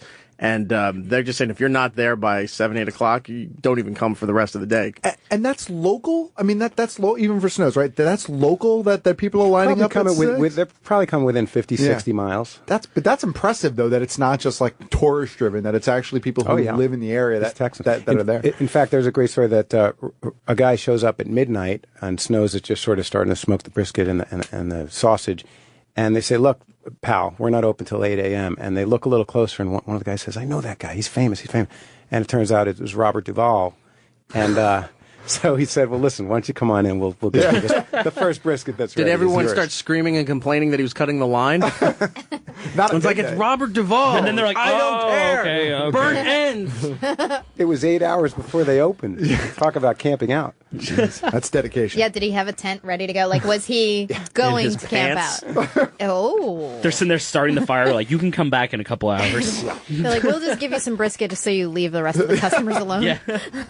They treated him like, when some of those off scenes in The Simpsons when somebody with money shows up at Moe's and Moe's kicks all the regulars out, calling them, the most horrible people in the world. You pile of pukes. Get out of here. Somebody with class and money's coming in. Yes. So barbecue does great, but we have, you guys were talking about Philly cheesesteaks. We work with Campo's Deli, which uses it's Roland not the, Campos Deli. It's not the chopped up steak; it's sliced ribeye, actually. Oh, nice. And they ship it in this incredible kit where the rolls are on the side, and then the peppers are in a container, and the cheese whiz. It's all separate with instructions how to put it together. And Is the cheese whiz in the old military style cans? No. No. I don't want it. Deli container. But at least you could assemble it, Eric, so that it'll be, It's it's not not going to be soggy, soggy on yeah. the bottom, or you're not going to mail it. I like where you're that. going with this. Sandwich Nazi over there, you'll be okay. You can Yeah, put you'll it be together okay. in any order that you want. Then it comes down to, now I have the availability to make it my way, but then I'm lazy. I want someone else to make it my way for me, so I don't have to do it. Wow, that brings lazy to a new level. You don't. Have I'm to not leave the opening house. this jar. Eric's like, I am the actual Burger King. Kneel before me. The listeners can't see this, but Matt's actually been feeding Eric the burnt ends. He's been tossing burnt ends into my mouth like people do with popcorn. And Lewis is just fanning him. Why do you got to say that? Because Can I he's just say fanning one him. thing? Okay. Yes, Lewis. I just want to say that as a black person, watching white people devour barbecue is the torturous thing that has ever happened to me in my life. They should have done that during slavery. It was the worst. Oh, this is great. Is this a burnt end? Oh, yes, it is. Oh, it's so good. He's calling us out. I think Lewis is jealous. He's saying we have no soul when it comes to eating barbecue. Yeah. Well, guess what? That's fine. I'm filling the void where my soul is with brisket Yeah, while same here. Lewis watches on. Well, Mr. Too Cool to Eat Barbecue is going to be stuck in that studio because he's not getting any more. That's it. This is the whole reason why so many white people want to be black. He's like barbecue? calling people on the phone. Who knew barbecue was the reason? But now we know. Right. I didn't know that either, but that's awesome. Well, check out foodiedirect.com, and it's also Foodie Direct on Twitter. You can follow along. The constantly are posting their updates, and look through the whole catalog on there. You may find some stuff that surprises you, or you may want to get into some of this Memphis barbecue here. The baby back ribs right on the top. I'll be visiting this site. So good. I have my roommate's from Kansas, and all he talks about is Kansas City barbecue all the time. So I think we're gonna order a Kansas City pack so we can get some. There you go. Some Awesome. good barbecue. And then he's going to tell you this isn't like how they make it in Kansas That's City. exactly what he's gonna do. Because he complains all the time. So it's foodie with a Y, direct.com. David in Alabama. David, how are you? Doing pretty well. How are you? Doing good. What's up, How's the sir? room? Man, I just wanted to talk about smoking foods again. That is, somebody mentioned buying a smoker. Slower. It is the greatest thing on the world because it cooks meat, fish, poultry, vegetables. It doesn't matter what it is. You can smoke it, and you go and buy whatever flavor wood you want, and it just imparts, whatever taste you like, whether it's hickory or applewood or like citrus woods. It doesn't matter. It is the greatest thing. And the food, it somehow retains the juice of when you smoke it, and it turns like out the juice. The juice is good. The juice is just so good, especially for Father's Day, man. It's perfect. What kind of smoker do you use? It's a green egg. But the green egg is it's not necessary to go for the green egg because all the ceramic smokers are really the same. And you just sort of, you buy into whichever one you like, but they all do the same thing. Yeah, I was actually just talking to the Ubons guys off air about that because I was interested in picking up a smoker, and they said that the big green egg is very expensive, but it does the job well. But you can if you're just getting started, you can get like a $40 one at Home Depot. You can use an old refrigerator. Yeah. We're Yeah. not paying attention. I was during paying that attention. I time. don't have an old refrigerator. I rent. Well, find one. I coined the term MacGyver cube. MacGyver cube. What about leaves just leaves in a bucket outside? Does that work? 55-gallon bucket. drum, maybe. Yes. The classic foil line bucket technique. Yeah. Or you like the terracotta like flower pot thing. Yeah, not so well. I tell you though, if you are renting and you can't really want to stock up on that stuff, you just get a smaller smoker, one that works with just one or two steaks. Maybe a couple cuts of fish. You cook it and you're done with it, and you're only out a few $100 for the damn thing. Sweet. All right. Yeah. All right. David, So I want to do hook it. you up with a prize. Thank you. We do appreciate you calling in. Pick a number between 1 and 81. 1 and 81. I'm going to go with 42, of course. Oh, That's been yeah. picked already. Been picked. Douglas Adams fan? Of course. Yeah, exactly. It's the answer to the It should life, be universe, this and everything. question. Absolutely. Another number, sir. Another number. All right. Let's go with 74. 74. You win a copy of Train Spotting on DVD, brand new, not opened. Oh, that's a That good is a one. pretty damn good movie. Yeah, Opie should have watched that one. He should have. Yeah. There's a lot of things he should have watched, but He watched the hell out of Creep what he Show. passed over is now, your gain. That's right. Huzzah. Yeah. Well, that's a pretty sweet movie. I appreciate that. All right, going to put you on hold. We'll get your information there. I think we covered everything as far as food I think so. for this show for an hour and a half. I'm not covered in food yet, but there's still time. Ken, thank you so much. Thanks for FoodieDirect.com, having me, Foodie guys. with a Y, and check out everything there. Do we want to take a quick break, or do we want to go because Brian's on hold right now? It's up to you. We can go to Brian if you want. Let me see if Brian, you there? I Are you in a big rush, or can you hang out for a few minutes? I can hang out. All right. I'm going to put you on hold. We're going to take a quick break, and then we're going to go right to Brian Shay from Game Informer, talk about E3 and all the cool gaming stuff that's going on. Nice. Okay? Brian? Yep. Is that good? That works. Okay. Yeah, I think he was waiting for me to say pick a number. He's not winning anything. I'm going to put him on hold there. Let's take a break. We'll be right back. We're back. It's Erik Nagel. 866-969-1969 is the phone number to participate in the program. We're giving away a bunch of stuff today, courtesy of Greg Opie Hughes. It's stuff that he didn't want anymore. So I figured I'll take it, and let's give it away, and he gave us his blessing. Let's be honest, Eric. You took it because you wanted to go through it first, and now you're giving away what you didn't take. That I did. Yep. I already, of course. It's like when you go to a toy store on Tuesdays, delivery day, and they're just cutting open the box in the aisle there. And while he's putting up, the figures you don't give a shit about, you're like, oh, move this over here. Let's skip through there. Oh, there's the good ones. Take it, gone. And meanwhile, there are children crying in the aisle over because Eric has taken all the good figures. Basically. Look, I want the new Krang from Ninja Turtles, and I need it more than that kid does. Fair enough. Eric's getting the new Black Widow doll. Matt OG is here. Giddles, Hello. Lisa, Correo. Mm-hmm. Oh. Hey! Practicing. He ate enough meat. He got it right. One more plug for Florida Supercon. June 25th through the 28th, the It's Erik Nagel Show will be down there live in Miami Beach at the Miami Beach Convention Center. We'll be at Hall C. You can come down and see us during that time. We're going to be doing the show. We're going to be doing a bunch of interviews, hanging out with people, all that fun stuff that you do at a con. So if you're down in the Miami area or heading down there, please come and see us. June 25th, 28th, through the 28th. The show will broadcast June 26th here on the Opie Radio channel, 7 p.m. Eastern, 4 p.m. Pacific time. So I think we got that. Moving on from food and going back into some of the geekier and more stuff in our wheelhouse. Sure. Go to my buddy Brian Shay. We haven't talked to him in a while. Brian, how are you? Doing all right, man. How are you? Doing good. We're filled with all kinds of rich meats.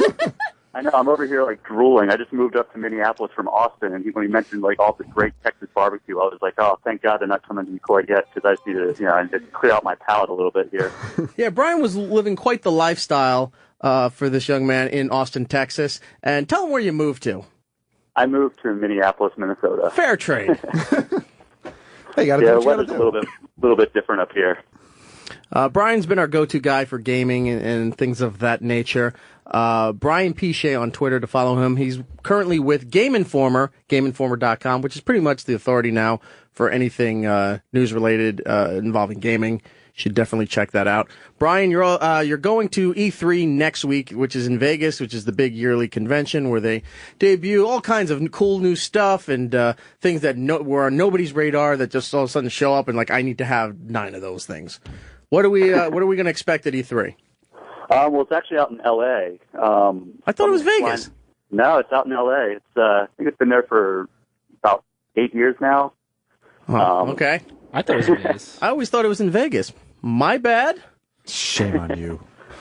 So yeah, there's going to be a ton of games. Like it's just I'm looking at the list and it's just insanity what's going to be out there. Like there's a list of probably about 50 enormous games that are going to be there, and then indie games have seen such a huge explosion in the past few years that it's impossible to see all of them. But yeah, I mean we have the highest number of press conferences that I can remember. So I mean that also tells you that there's a lot of stuff we don't know about already. So EA is going to have a lot of stuff to show. Ubisoft, Microsoft, and Sony and Nintendo all have stuff to show. Bethesda's already kind of shown its hands, but we might get some more stuff from them. They're going to show a new Doom game. They're going to show Fallout 4.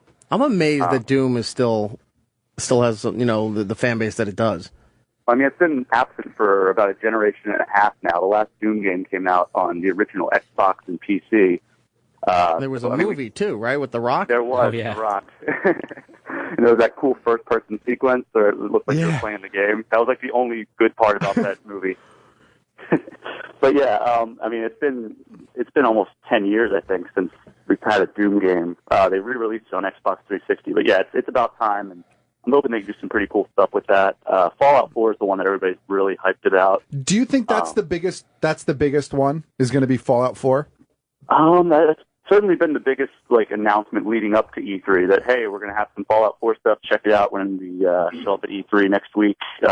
Because people went nuts for that teaser. What was that, like a week and a half ago when they did that 24-hour countdown that they had going on? Mm-hmm. I mean, I've never seen. It's been a while since I've seen social media blow up over a video game like that so much. I mean, it was every single person, even if they weren't gamers, seemed to be very interested in that trailer when it leaked. So, well, I mean, think about the success that Skyrim had. That's by the same people. So it kind of made the jump from kind of this niche series for gamers only to kind of massive mainstream appeal. So I'm thinking that Fallout 4, which is probably going to use a similar engine to the one, or the same engine maybe, to the one found in Skyrim, might make that jump as well, even though Fallout was always kind of more of a mainstream series anyway. Post-apocalyptic settings, a little bit more of an easy sell to non-gamers. Right. High fantasy. Do you think Battlefront's going to have a pretty good presence? I know that's a lot of one. I mean, as a Star Wars guy, right? And I'm not a huge gamer, but there are certain things that kind of peak on my radar. Anything Star Wars related is obviously on there. Do you think that's going to have a pretty big showing? I kind of feel like they've been teasing it now for a month, 2 months now. So we've seen bits and pieces, but nothing real significant. Oh yeah, when I was out in E3 last year, they had a big teaser thing where they were just showing still shots of the game. And I remember. Yeah, so I mean, they've been teasing it for a while. I think this is going to be the week that we finally see some actual gameplay. We saw some of it in action at the Star Wars Celebration, like a behind closed doors type of thing. We saw a little bit of that in action. I unfortunately wasn't there, but one of my editors was. So I think we're going to kind of see that made public next week at EA's press conference, which I think is on Monday. So yeah, definitely look for that. I think that, we may even see other Star Wars stuff. With the movie coming out later this year, I think we're going to see another announcement for some sort of Star Wars game. I was going to say on that huge list that you have over on Game Informer with the 50 plus games or whatever it does, there's one topic that just says unannounced Star Wars game ? And so I was wondering, what are your thoughts on? Do you think there's any life left, or do you think there's any chance that 1313 will ever see the light of day? I know it's kind of dead, but with the possibility of a Boba Fett movie on the horizon, and that it was a bounty hunter themed game, I think my recollection serves me, that might try to come back in some way. I think that it won't be Star Wars 1313 as was in development, but I think that elements of that game, or maybe even a prototype of that game, will make its way into whatever unannounced stuff that they have. Because that game was looking really promising. It looked awesome based on what they had released. Oh yeah, definitely. And I believe that the former writer at Naughty Dog, who put out Uncharted and The Last of Us, is working on that. I believe. I think I heard that somewhere. I might be wrong on that. It's just kind of off the top of my head. But that would be really cool to have a really strong writer working on that. Brian, joining us for this conversation is our pal Mikey Pitt from SiriusXM Hits 1. He had a question for you. Yeah, no, hey, Brian, what's up? I just wanted to ask, one, is it the reason that there's so many games coming at E3 this year is because it's been so quiet for the past year? And two, how many do you actually think we'll be able to look forward to, closely? Because it just seems every year it's this game's coming next June, and then it gets pushed back another 3 months. Yeah, I mean, the first part of your question, I think absolutely. I think that the people were kind of concerned that, a lot of people wouldn't want to make the jump from Xbox 360 and PS3 to PS4 and Xbox One. But, I mean, the consoles have been selling like crazy. I mean, the numbers are showing that people have made the jump. And I think that a lot of developers and publishers were hesitant early on to kind of support these platforms that, with huge projects, which is why we saw a lot of, remastered versions of last generation games. So I think now we're finally starting to get to the part where publishers and developers are investing heavily in time and money in huge projects for this generation, which is why I think we're seeing so many huge games coming this E3. And what was the other question? Oh, do you think any of the games they're going to show are actually going to be playable this year? Because it just seems like more and more it ends up being something that comes out a full year later and then ends up getting pushed back because of production delays or wanting to fine tune it. I mean, I think a good amount of the games you see this year are going to be playable. Obviously, there's going to be some that are like, hey, we're working on this game. Here's a teaser trailer, and you'll see it next year. Maybe not even that year, maybe the following year. But, I mean, this year alone, you'll probably see Assassin's Creed Syndicate. We'll see Batman Arkham Knight, obviously, that comes out like a week and a half from now, which I'm so excited for. Yeah, I'm really excited for that, too. Yeah, Black Ops 3 we'll definitely see this year. Halo? Isn't there a new Halo game on the horizon this year, too? Yes.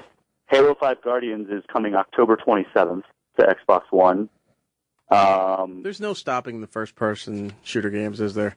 No, I mean, Because it just seems more and more keep coming out, and you're getting less like action-adventure games where you can play by yourself. I think it's definitely taken a little bit of a dip, like since when Call of Duty and Halo really dominated the industry. I think that, you know, action-adventure, maybe even third-person shooters have kind of seen a little bit more of a rise, but I mean, yeah, first-person shooters, they have that mass appeal that, you know, Call of Duty and Halo, those are instantly recognizable names to anybody who's, you know, turned on a TV, let alone picked up a controller. Right. Well, they're the easiest to pick up. There's so much stuff going on in the world that who has the time to play a game for like 30 hours at this point? Like 8 and 9 hours is like the max anybody can do, I think. And all the controls feel so familiar. I call it like junk food gaming because I'll pick up a Call of Duty and I'll sit down and play it when I first get it, and then, you know, maybe 2 months later I'll pick it back up and it'll feel familiar. Like all the controls feel just the way they always do. I mean, it's kind of like comfort food to me. It's like I can move on to something else, and then when I want to go back to that, it's easy to jump right back into. I know what you mean, Brian, because, you know, for a while I didn't have the next generation consoles. And then finally I got the Xbox One and the PlayStation 4, and I understand what you're talking about with the comfort there, because what do? I go right back to the Xbox 360, and I'm playing Red Dead Redemption. Oh, yeah. I mean, that's always a good option, too. That's one of my favorite games of last gen. Yeah, and what about, since he just mentioned the consoles, now that there were rumors and now it's true, right? All these consoles are getting upgrades now? Well, I mean, the Xbox One it's not really like a new console, but like, yeah, it's, you know, Xbox One, I think they said a 1 terabyte hard drive and a new controller, and I think like a different finish maybe. So like it's still going to be an Xbox One, so don't worry about like, oh, my system's already outdated. I mean, it was kind of dumb for Microsoft and Sony to package it with a 500 gigabyte hard drive in the first place, because you have to install like a 40 gigabyte game every single time you play. So it like my Xbox One hard drive, I think, was full within the first 2 months that I had it. So I actually plugged in a 2 terabyte external hard drive on top of that 500 gig internal. So definitely, I mean, it's past due that they give us some bigger internal hard drives. What other kind of tech or where do you think we'll see at E3? I know there was something really big a day or two ago with Oculus Rift. Is there more stuff like that going on? Because this year it seems like it's mostly just games, and which makes sense considering that the consoles are still all fairly new. But yeah, well, I mean, Oculus is definitely going to have a presence there. As is, and I mean, they mentioned that they have a partnership with Xbox now, right? Which is definitely to counter Sony, who has their own proprietary VR headset, Morpheus. And then there's also the HTC Vive, which we'll be seeing probably as well. So you're going to see a lot of virtual reality headsets and developers making cool experiences for them. I wouldn't even call them games, maybe. Like some of them, I mean, Oculus, you saw, they announced a couple of really cool looking games. But, you know, a lot of them are just tech demos. Like, hey, we adapted this app to be a virtual reality thing, and you can now walk around in this environment wearing a headset. And it's cool. I mean, that's what Oculus did at first as well, when it was really early on in development. I got to fly around in a mech, and I got to ride in the passenger seat of a race car. Those were the 2 demos I saw, I think, 2.5 years ago when I first tried out Oculus. So Oculus is a lot further along in development right now, so we'll probably do some real games with them and maybe a few like tech demos with the other ones. Is there any one or two that you think that are not like sequels or part of these other huge franchises that you're really looking forward to? Like, is there something that really stood out for you? Because there was a couple that looked kind of cool to me, just going through that list. Goliath, or was it Horrors of the Gilded Age? They both kind of just looked interesting and new and different, and they piqued my interest, picked my interest. You know, I mean, these are still huge developers and publishers, but The Division is one that a lot of people are really excited on. I guess that's still a part of one of the one of the franchises, if you count Tom Clancy as like a one huge franchise, but there's like all these sub-franchises within there. But The Division is this really big one that people are excited about. It's kind of like a console third-person shooter MMO hybrid where you're part of this elite team that's sent to go infiltrate New York, which has been completely wiped out by some deadly disease that is, transmitted by the exchange of cash, and it like hits on Black Friday, so it just spread everywhere. Whoa! So yeah, it's a pretty cool premise. We've been seeing it for 2 E3s now, and I'm hoping that we finally hear a little bit more about the release date, because it keeps getting pushed back and pushed back and pushed back. Right now, I think it is Q1 2016 is the most recent release date we heard. That's one I'm really excited about. It looks amazing. It looks gorgeous also. Another one, No Man's Sky. That was a huge thing last year at E3. Basically, it's an indie game. I want to know more about what we can do with it, because the demos that we've seen where, you walk out, you're in this, weird-looking planet, and you just walk over, you hop in a spaceship, you take off, and then you kind of just fly out into space. There's no loading times, and everything is just, you can just fly out into space and land at another planet, no load, no nothing. You just go explore pretty much. I don't know if what the gameplay mechanics are going to be really beyond that, but it looks really ambitious. It's a small team working on it. It started out as a small team, and then Sony started backing them, and it became a slightly bigger project. But that's looking really cool.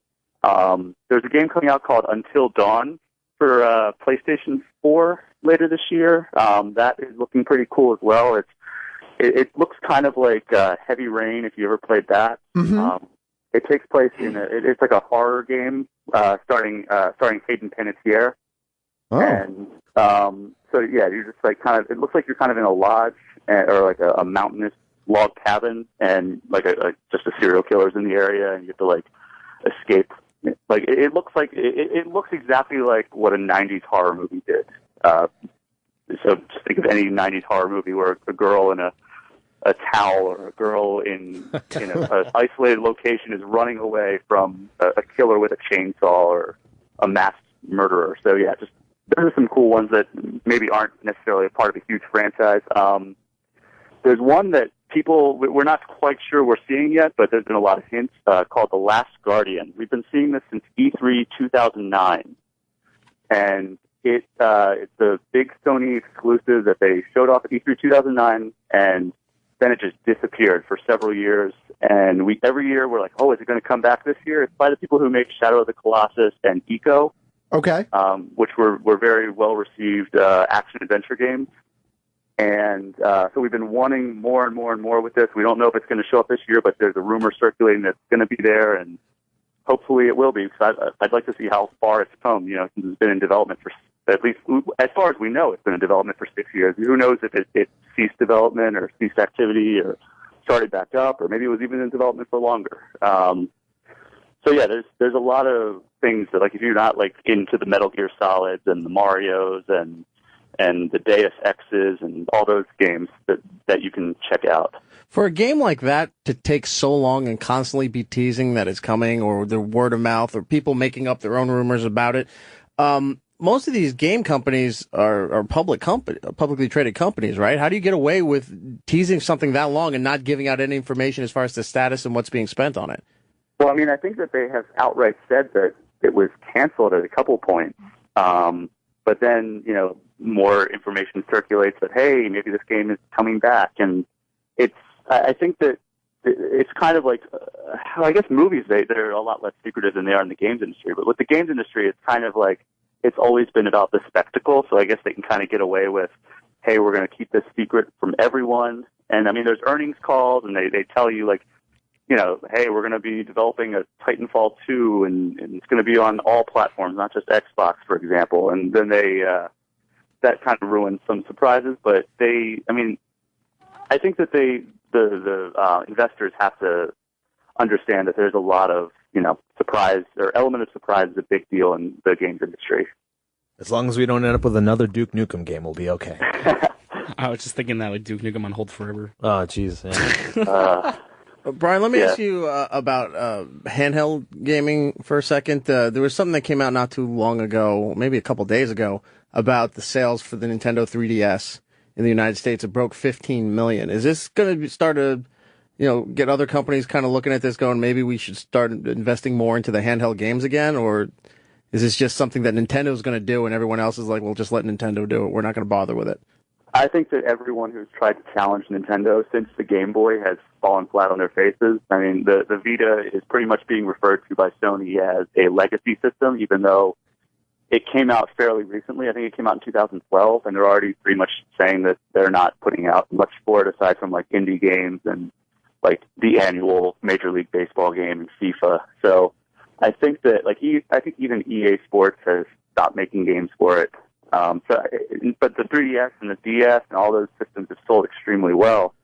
I don't even know if you consider the Virtual Boy a handheld system, since you had to have that thing propped up on a table. Virtual Boy, everything was in red digital. Oh, it was so bad. And I think there were only 8 games that came out for it, and it sold so miserably that every game was just canceled. The graphics for the Nintendo Virtual Boy were the equivalent of those mini tabletop games in the 80s, like The old Pac-Man, vector graphics. yeah, and Frogger and Donkey Kong. Well, remember, it had like that little base thing so you could sit it on the table while looking through it. It was so awkward. Like you're setting up to snipe somebody. I remember I was at a Toys R Us as a kid, and even as a kid, when you're just in awe of every piece of technology, I was like, this kind of sucks. But we just spent $300 for Christmas. But even the stand didn't look good. It just looked like twigs. Yeah, it was terrible. Yeah, I have one sitting on my desk at the Game Informer offices, and I just look over, and it's just it's such a disappointment to just see every day. Is it a conversation piece? Is it just like when meetings get tense, you put that on the table and everyone just points and laughs and everyone's back on the same page again? God, it's so bad. I mean, it is. It's a perfect conversation piece. People, if people come and take tours of the office, they instantly see it and they're like, whoa, Virtual Boy, I haven't seen one of these since it was on sale for 3 weeks or however long it was on sale for. And yeah, it's kind of cool to have a piece of that just kind of sitting a few feet away from me when I'm working. But yeah, as far as your question, I don't think anybody is going to try. I think it would be foolish for any company to try to enter the handheld market again without the name being Nintendo. I think that Nintendo's already announced that it's coming out with a new system. I think we're going to hear more about it at E3 next year. Right now, it's codenamed NX, which I'm just kind of digging into that right now. Where NX in Japan, X usually stands for cross, which is when it's X is going to give it to you. Exactly. So X usually stands for cross. And that means hey, this is Street Fighter Cross Tekken, which means it's a game of Street Fighter and Tekken in the same thing. So if you think about that, it might be a hybrid of a console and a handheld. So you can take it on the go and play, kind of like everybody thought you could with the Wii U at first, and then come home and plug it into your TV and play it like a console, which is something a lot of people are kind of speculating, but they haven't released anything about that. And they just released the new 3DS XL earlier this year, and I mean, there's not really any real good reason to buy that right now unless they announce some big exclusive for that. It's just a higher-powered version of the 3DS. We're talking with Brian Shay from Game Informer, talking about game updates and previewing some of the stuff that's going to go out in E3 in Los Angeles. Correction on my part there. Brian, we only got a couple more minutes with you here. Piff, you got something else on that? No, I was actually going to ask him about Nintendo, but he covered that because I'm like, what the hell are they going to do? I mean, they have some momentum thanks to the new Mario Kart and Smash Brothers. Well, aren't they trying to cash in on what Disney does with Infinity with that Ambio? Yeah, the Amiibos, Amiibos, whatever it is. Those little figure things. Yeah, aren't they doing pretty well with that now? Oh my God, they just released the May numbers, and it was the first time that it led the pack of all those the interactive figures. They're called Toys to Life. I guess it's the category we've given them, where it's Disney Infinity. There's Skylanders, and now there's Amiibos, where you take the figures and you tap them on your either a portal if it's Skylanders or Disney Infinity, or the controller of the Wii U itself for Amiibos, and it gives you special features or certain characters within specific games, and they're selling like crazy. It's insane the numbers these things are putting up. Certain characters will go on sale and they'll sell out before you can even load the web page. Oh, forget it. That gold Mario was like... Yeah, it's crazy how fast these things go off the shelves. And you can do it with the new 3DS too, because I just bought one for my nephew for his birthday, and I'm like, oh my god, you can do the characters with this shit too. God, they're take my freaking money. I'm interested to see what they do with them, because I mean, all the first-party Nintendo games now have like some sort of amiibo functionality, and there's that game Mario Maker coming out, which I could not be more excited about, where you just basically get to create your own Mario levels. That looks awesome. Oh, it's so much fun to play. Like, I got to play a little bit of it at E3 last year, and I just made this ridiculous level with all these Goombas and Koopa Troopas and giant chomps everywhere. like old school, like original Nintendo levels, I think it spans the gauntlet from all the Mario history. That's cool. Yeah, well, it's Mario 1, Mario 3, Mario World, and New Super Mario Brothers. Of course, skipping number 2 as always. Because that wasn't even a Mario game. It was another game that they put Mario in. Skinned Mario over, yeah. Oh, the Mario Dream. Yeah, with Wart at the end. My dream awesome. Mario world is going to be one coin box, one turtle, and then just you're running for the rest of the game. That's it? That's it. And a flag at the end, or no flag either. You're running till that clock runs out. All right. Now, Eric's dream, like the Nintendo level board, is going to be someone bringing him a box every week with the coin on it and opening up to get prizes. Yeah, he doesn't want to run. That's the thing, he's not gonna I'm run, going to like- put together his own sandwich. That's I'll true. hand the controller. Giddles, you play this. I'll tell you what to do. Brian, before we go, one of our new friends, Sean, is here from the Nerd Church podcast. I think he has a question for you, Sean. Hey, Brian, how's it going? Hey. Hey, I got a quick question for you about this E3 stuff coming up. Is there going to be any talks about the Bloodstained Ritual of the Night stuff? Well, today it officially became the most backed game on Kickstarter. It's got 2 hours left. Yeah, it's Koji Igarashi's newest project, where he was the guy who created Castlevania. Okay. Remember that? Yeah, So he left Konami and he started his new company, and this is their first real project where it's pretty much a spiritual successor to Castlevania Symphony of the Night. I don't know if they're going to be at E3 because the Kickstarter ends today. But yeah, I don't know. The last time I checked, they were at like 4.8 million. I think It says that they 5 raised. million now. It's 5.3 now. Wow. Yeah, So, of 500,000 initial. How mad must you Bowl be? Well, I mean, it couldn't be any madder than he was in that YouTube video. Fuck you. He was ornery too. Too much meat. But yeah, that game looks awesome. There's also a game called Yooka-Laylee that was recently funded by the people who made Banjo-Kazooie on N64. I hate it already. I hate ukuleles. Sorry, it's like the worst instrument ever invented. It's just ugh. So yeah, it looks like both of those games look like spiritual successors. I don't know if we're going to see either of them at E3. We might see, I think both of them are coming to consoles in some capacity because they had those as stretch goals and they surpass all their stretch goals pretty much. So I think if we do see it, it'll probably be on stage with either Microsoft or Sony at their press conferences. I haven't heard of any presence on the show floor for either of those though. Does it come with a flower crown you could wear on your head while playing the ukulele? Sorry, I don't hate think ukuleles. You really have a thing against it. Like, Brian was molested by a ukulele. I when he hate was them. little. by one as I a just hate child them. or something? He's looking forward to the I Tiny think Tim we need DLC. to get a psychiatrist in here and put Brian under. Ugh, Jesus. they're horrible. Show us where the ukulele touched you. Oh, It my touched me in goodness. the ears. Brian, I think Where do you we go hit from that? everything. You can't go anywhere from Exactly, that. there's nothing. That's it. You I know, it just killed made the it very conversation. awkward in the You're room. welcome. Brian, I think we hit everything. Is there anything that we missed here, or anything that you want to point out? Well, I think we've hit most of it. This year is going to be the year that they show off the new Gears of War. That's going to be a big thing as well. I don't think you're a fan of Gears of War, Eric, but I don't remember if I played it or not. Is that with a whole new studio? Yeah, it was Epic Games. They moved on to make a game called Fortnite, which I think is also going to be at E3. It's a free-to-play game where you build up your fort with all your friends. Like, it's almost like like Minecraft, where you build up a fort and then you have to use your fort and all your defenses to kind of kill enemies as they're trying to attack your fort. So that's a kind of cool game. But yeah, the Gears of War series got sold to Microsoft, and Microsoft founded a studio now called the Coalition, and it actually has a lot of people who worked on the Gears of War series originally. So it's in good hands, and I think that it's going to be a big smash at the Microsoft press conference. Also, it's the year that all the music games are returning. Guitar Hero. Oh, Yeah, there's a right. brand new World Guitar Hero. or whatever, right there. It's like the online one. Well, it's called Guitar Hero Live.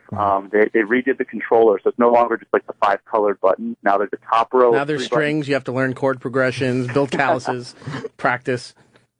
That's a game called Rocksmith, actually, where it teaches you how to play real guitar. That's been going, I think, since the other music games phased out.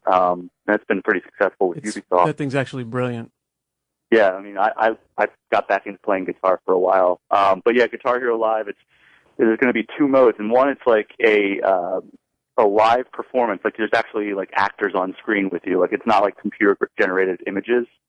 It's like they got like actors to come in, play musicians, and then they like shot it for each single song that's on the disc. They shot it. That's called GH Live mode, and then there's a thing called GH where it's a streaming service, almost like a Spotify, where you go on there and they update it every week with new songs. So, like, you know, they said there's going to be hundreds of songs that launch on this service, and you just go on. It's included with the cost of the game, so it's not like a premium subscription or anything. And they just update it every single week with new songs. So that's going to be pretty cool. And you just play over. For that one, they didn't shoot like hundreds of music of these live sequences. You just go on and play it over top of their music videos. So that's going to be interesting. If that one Dragon Force song isn't in there, it's just not worth it. If Through the Fire and the Flames isn't in there, it's really, let's be honest, right? That's the one that everybody wants to see you play. I mean, What if about that's Europe's not there- Final Countdown? That seems to be a popular. I'm not joking. People play that. Really? Oh yeah. Oh yeah. That's a big on Rock Band, which also has a new game coming out this year, Rock Band 4. That just seems like it's going to, like, it's not really innovating a whole lot like Guitar Hero is, but it's really just doing everything it did with Rock Band 3 bigger and better. So I mean, they're not incorporating the new keytar controller? No, they got rid of the keytar. No, but they're including the brand new Foreigner belt. Ooh. You're cold as ice. Oh. Got this back in the Meadowlands. They're awesome. Back in '84. Yeah, it was great. Jesus. Aqua Teen Hunger Force. Sad it's going away. It's going into its last season. Oh, is it really? Yeah. That is sad. All right, Brian P. Shay on Twitter and, of course, at GameInformer.com. Check out Brian's news pieces and articles and all the updates he did. I just read one that you put out not too long ago about how gaming influenced your life. Yeah, that was something that I've been wanting to write for a long time. I haven't really had the time since starting this new spot with Game Informer, and finally had maybe 3 or 4 days where I can just sit down and write it. And a lot of people reached out with positive reactions, saying, "Hey, I really, I can relate to your story. This is awesome. This game was what was important for me growing up." So I kind of go into like games that were really important and influential for me throughout my whole life. Sorry, go ahead. It was just kind of cool to see like what other games like impacted people in the same way, but like through different means. Well, I want to point out, and this is a bit of a spoiler, I encourage you to go over to GameInformer.com and read the article by Brian P. Shay saying how gaming has influenced my life. But there's a part in the article where I do have to say that your extended family are dicks. Because I was not one of the kids that had Nintendo first. It took me a while before I got my own Nintendo Entertainment System. But I had cousins who had it. So I used to love going over to their house, and I'd ignore the family and run down to the basement or the porch or wherever it was and playing like Tecmo Bowl, and Solomon's Key and Kid Icarus and those kind of games, right? Well, in this article, Brian talks about how his family noticed that he disappears into the basement and he's gone for 4 or 5 hours and doesn't talk to the family. So the next time he comes over, he goes running down there and he just sees they didn't even dust. Though there's just an empty spot where the Nintendo used to be with the outline. And he starts complaining. He's like, "Where's the Nintendo?" And they said, "Oh, we had to sell it." And never explained why. And it turns out he found out years later that they would purposely remove it when he was coming over because he wouldn't talk to the rest of the family. That's so mean. That's like making a black guy sit in a booth over there while a bunch of white people eat barbecue. That's terrible. It's almost the same And that exact is racist, thing. Matt. And thank you for your last appearance on this show. Those were good burn ends. They were. Brian, thank you so much for your time, man. We got to take a break. All right, thanks for having me, man. All right. Thank you, always, Brian. Brian P. Shay on Twitter, GameInformers.com. We do have to take a break. We did say hi to our friend Sean from Nerd Church, the Nerd Church podcast. Indeed. You can definitely check them out on iTunes, subscribe to their fine program. We're going to take a break. When we come back, Piff, I want you to hang here because I want to talk about subscription services and trying to get away from cable. You got it. All right. We'll take a break. We'll be right back. It's Erik Nagel, Eric and Matt. We'll be right back. It's been 51 years. Sirius 206, XM 103, Opie Radio. It's Erik Nagel. Eric and Matt are back. Remember to reach the It's Erik Nagel program. That is me, Matt O.G., Giddles, Lisa Correo, and Mikey Piff from SiriusXM Hits 1. Hey. How are you? Good. How are you? Thanks for having me, as always. Thanks to Brian P. Shay for calling in from, he's Brian P. Shay on Twitter. I'm not just mentioning his middle name to be fancy. And GameInformer.com for all that stuff with E3 and games and what have you. I got to say that aside from us, obviously, who do the show and the people who get to listen to the show, I think Brian P. Shay is the first person That's his full name now. I know. I think he's the first call-in guest that we've had that fully benefits from us having the third hour, because normally we have Brian on and it's like, all right, this, we got to go next week. So he got a good span on there. I don't know what feel you're good talking about about. that. I feel good about that. He for always him. gets a fair shake here on this program. It's nice that we're able to have such an extensive conversation about E3, which is huge. That's all I'm saying. Okay. Coming up a little bit later in the program, we're going to talk to Jeanette Cold McCurdy. No, not. We just got to move on. We're running out of time. Jeanette McCurdy, she's going to talk about her First new time show, I've ever heard Between, that. which is on City TV if you're up in Canada, on the City TV networks there, and on Netflix for the United States and everywhere else you may happen to be listening to this program. So we'll talk to her in a tiny bit. Next week on the program, Rob Delaney will be here promoting his new show, current show in the UK, new to the United States, Catastrophe. It's another show coming to Netflix on June 19th. Aleska Palladino from Halt and Catch Fire on AMC. Anybody watch that show? No. Should. It's about, I guess it's like the Silicon Valley, but in Texas during the 80s and 90s. Remember where IBM was flourishing and Texas Instruments and a couple other companies that I'm forgetting? This is like Silicon Valley, but what happened in Texas at that time. Oh, interesting. It's pretty good. So you should check that out on AMC. And she has a new movie coming out called The Midnight Swim, so we'll get into that. And also our friends from NECA Toys will be here next week, which is always a good time to try to get some previews out of them for San Diego Comic-Con. Indeed. And speaking of cons, June 25th through the 28th, the show will be down in Miami Beach for Florida Supercon at the Miami Beach Convention Center. We will be in Hall C, and if you can't come down there and hang out with us, the show will broadcast on the 26th at 7, I believe that's the Friday, right? Yes. 26th is the Friday. I think that's the Friday. Okay, that is the Friday. The 26th, 7 p.m. Eastern, 4 p.m. Pacific, and you can hear all that stuff. I had this conversation with Mikey Piff last week, and I wanted to elaborate on it a little more here on the air. As far as online streaming, with all these companies now developing their own streams instead of, I guess we could call it when Netflix was doing it, everyone was getting all bent out of shape because of licensing rights and copyrights and all these things, and then saw that the public just went for it. They gave up the DVD service for the most part that Netflix had, and they were going right for the online streaming, and Netflix spent a ton of money to get the technology right, and then even more money to get the right programming and movie rights to put up there. I don't know anybody nowadays who's not streaming something off of Netflix. A lot of times it's documentaries. They've got all original programming and what have you. But then you get the companies who see that the Netflix model is working, so they take their license away or let it expire, and they start their own, like Paramount did, and 20th Century Fox, and Disney did. And we've gotten to the point where I think growing up, and maybe even in our parents' generation, everybody didn't like when one company had control over things. They were always trying to break up monopolies and said, we want more choice and more selection. And I get that. But as this new revolution is going on as far as digital streaming, I kind of in the boat where I don't want all these options. I want it all in one place where I'll pay whatever it is if it's all there.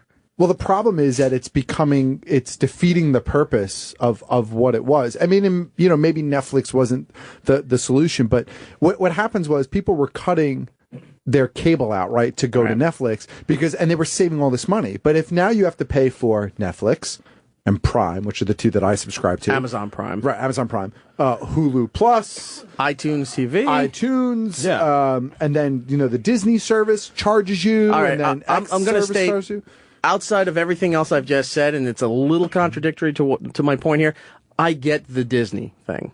Disney just has this huge library that I get why they do it, and they do specialty stuff with it. So I understand why they did it.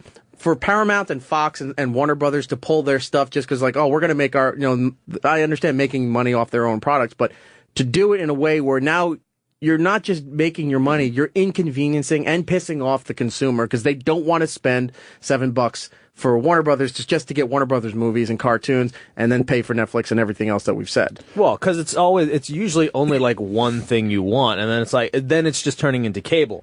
Where it's like, exactly. I only actually watch maybe 20. I actually counted because I was trying to switch cable companies constantly, and you can't because, you either only have one or two people in the area or the satellite blows.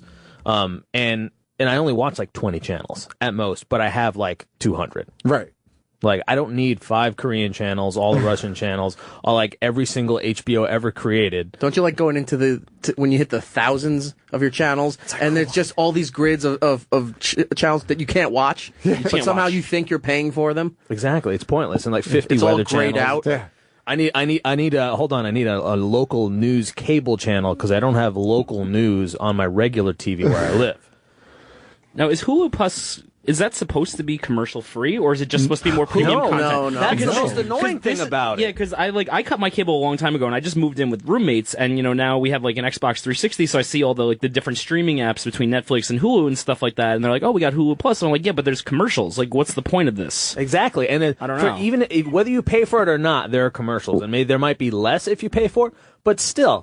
Makes no point because they're awful commercials. They're terrible commercials. They're not like, at least make good commercials that are entertaining. Like, Let's I'll say watch what two they Old are. Spice They're not skippable commercials. Yeah, that's true. It's not skippable. It's like the Geico commercial where the guy's sitting there for their high five for like 30 seconds and it's supposed to be funny. It's not funny. I want to watch my show. You're paying for the on-demand feature and the fact that it's instantly available at any time. Yeah. If you missed the latest Simpsons it's the episode, modern convenience fee for when you pay with your card online. Yep.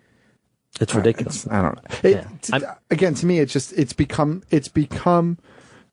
defeating the purpose of what it's set up to do. And also, but not by Netflix's design. No. It's I'm by not the blaming people Netflix. that own the rights to these sure. to these properties. Yeah, and the thing I was explaining to Eric is, there isn't even, because Apple, didn't announce their Apple TV yet, because I guess they're still working on content deals for like local TV stations, because like CBS doesn't own every CBS TV station, like in whatever small town. What they call the owned and operated. Right, exactly. So you have like all these different services, but different ways of getting them. Like, they're not all on Apple TV. They might be on your laptop. Like, I have a TiVo. Yes, I'm still one of the few people that has TiVo, but I love it.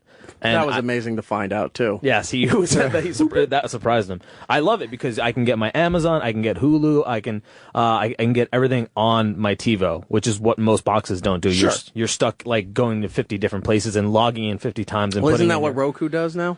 Roku, Roku is awesome. Because you can also plug in through USB ports and access other things too. Right. Yeah. But there are apps in the Roku where you can stream if you've got video streaming services in your house.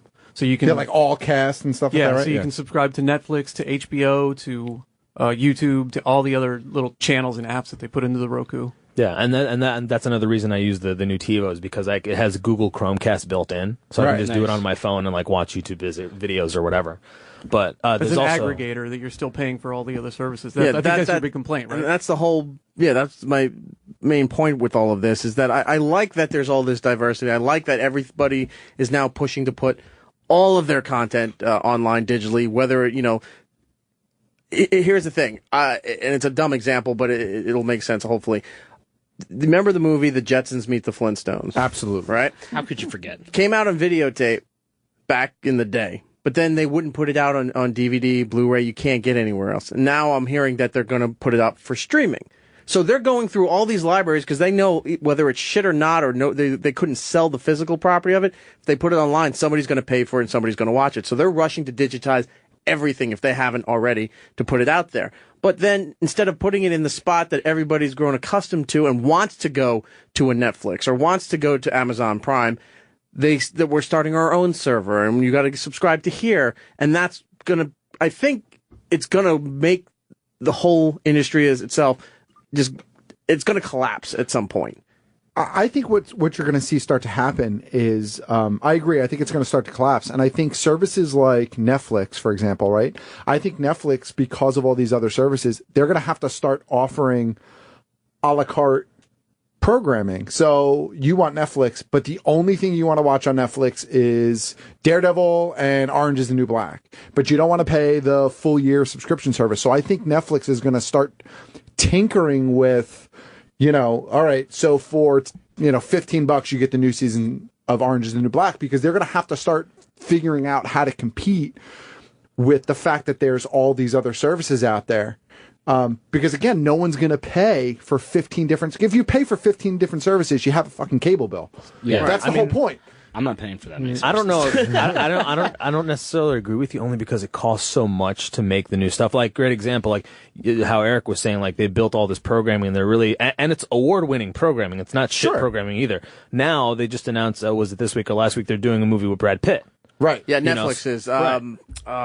I forgot the name of the movie, but they spent all this. There's like $30 million to get this movie. Yeah, so they're already on the next level of what they could potentially be doing, while everyone else is still catching up on TV and or using canceled TV shows like the mini project or something as like a staple to come get this, so you can the 5 million people that watch this show. It was garbage, but Arrested Development, there was so much hype for people to get Netflix and what have you for that 4th season.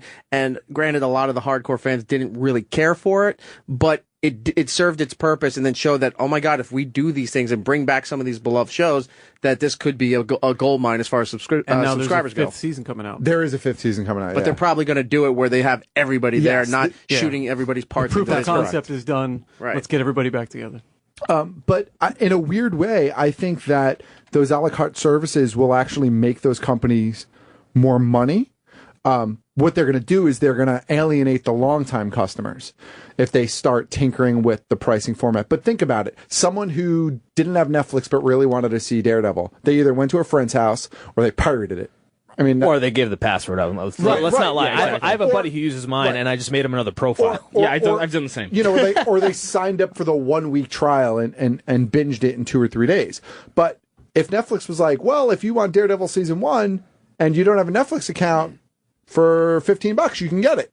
For $10 you can get the entire first season. I bet there are people that don't have the service that pay the $10 to get that season. Well, I mean, I guess if you notice, even though HBO has HBO Go and HBO Now, they still put their shows up for sale on iTunes. Oh, of course. Yeah. And the thing with HBO Go, too, from what I read, isn't it the price the same as paying for it per month to have it on your television using the Go? Yeah, but the difference is that you're not paying an underlying cable bill. So if you don't have Fios, you don't have your Fios bill of $150 a month or whatever, right? Yeah, Fios charges you $15 a month for the HBO package. Right. So you're just paying $15 without the underlying cable package now. Okay. Yeah. That was the whole thing behind HBO Go, and the huge push this year was to make it available to people who, because for a while you could use HBO Go if you had it with and the if provider, your cable right? provider, Or now they have streaming packages where it's like you get 100 kilobits per second internet and then just your local channels and HBO. Right. It's weird. Which yeah. that still is like ends up at like 69 to somewhere in between 69 and 89.99 or something. I know a few people who have cut the cable, as it were, and they've never been happier. Because it really thins the herd for what you would be watching and what you would never watch. Right, but then I've also heard the argument too when you cut your cable, and then people are saying when I complain about you got to pay for Warner Brothers and Paramount and Fox and all this stuff, and they say, well, it's still cheaper than paying for cable. Okay, but it's still a huge pain in the ass that I'm paying for multiple services just to get what I had in the first place. Well, so you're talking about like production houses, and I've only ever heard it where you buy like a season pass to something. Like you want to watch Game of Thrones, you buy the Game of Thrones season. That's $30 or whatever the cost is. But I'm talking more of how these companies had deals with Netflix, and they followed the HBO example where HBO pulled all their stuff because they realized they could make a ton of money off their property. Their own. But HBO, I guess, I guess could be a special exception as well because their properties are very strong.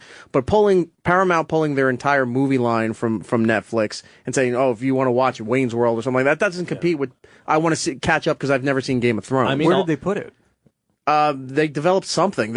I forgot what it was, but they're coming up with their own streaming service. Yeah, Warner Brothers does it, yeah, that's the biggest problem. Hulu started it, right? There wasn't that Fox and NBC or something like that got together. Hulu was Fox, NBC, ABC, and one other that I'm not remembering. Yeah, so everybody gets together. It's just 3 now. Yeah, and they're like, okay, well, if they can do it, let's not subsidize the cost to another company. I mean, let's be honest. We know only a handful are going to survive anyway. Netflix will be the one, and then there'll be 2 or 3 other ones. And do you think? All right, that's a good thought. Then, so they'll go out, try it, realize people aren't going to pay for it, and then they're going to crawl back. It's like we want to re-sign with Netflix. Yeah, Walmart had a streaming service at some point. They bought Voodoo or so. I can't remember what they bought. No one gives a shit about that. Good. Thank you for bringing that up because now.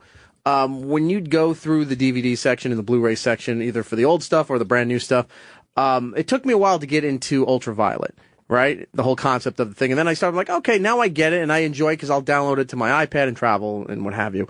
But now Walmart is doing the deals where these movies have Vudo. VUDO is the service that they're part of there.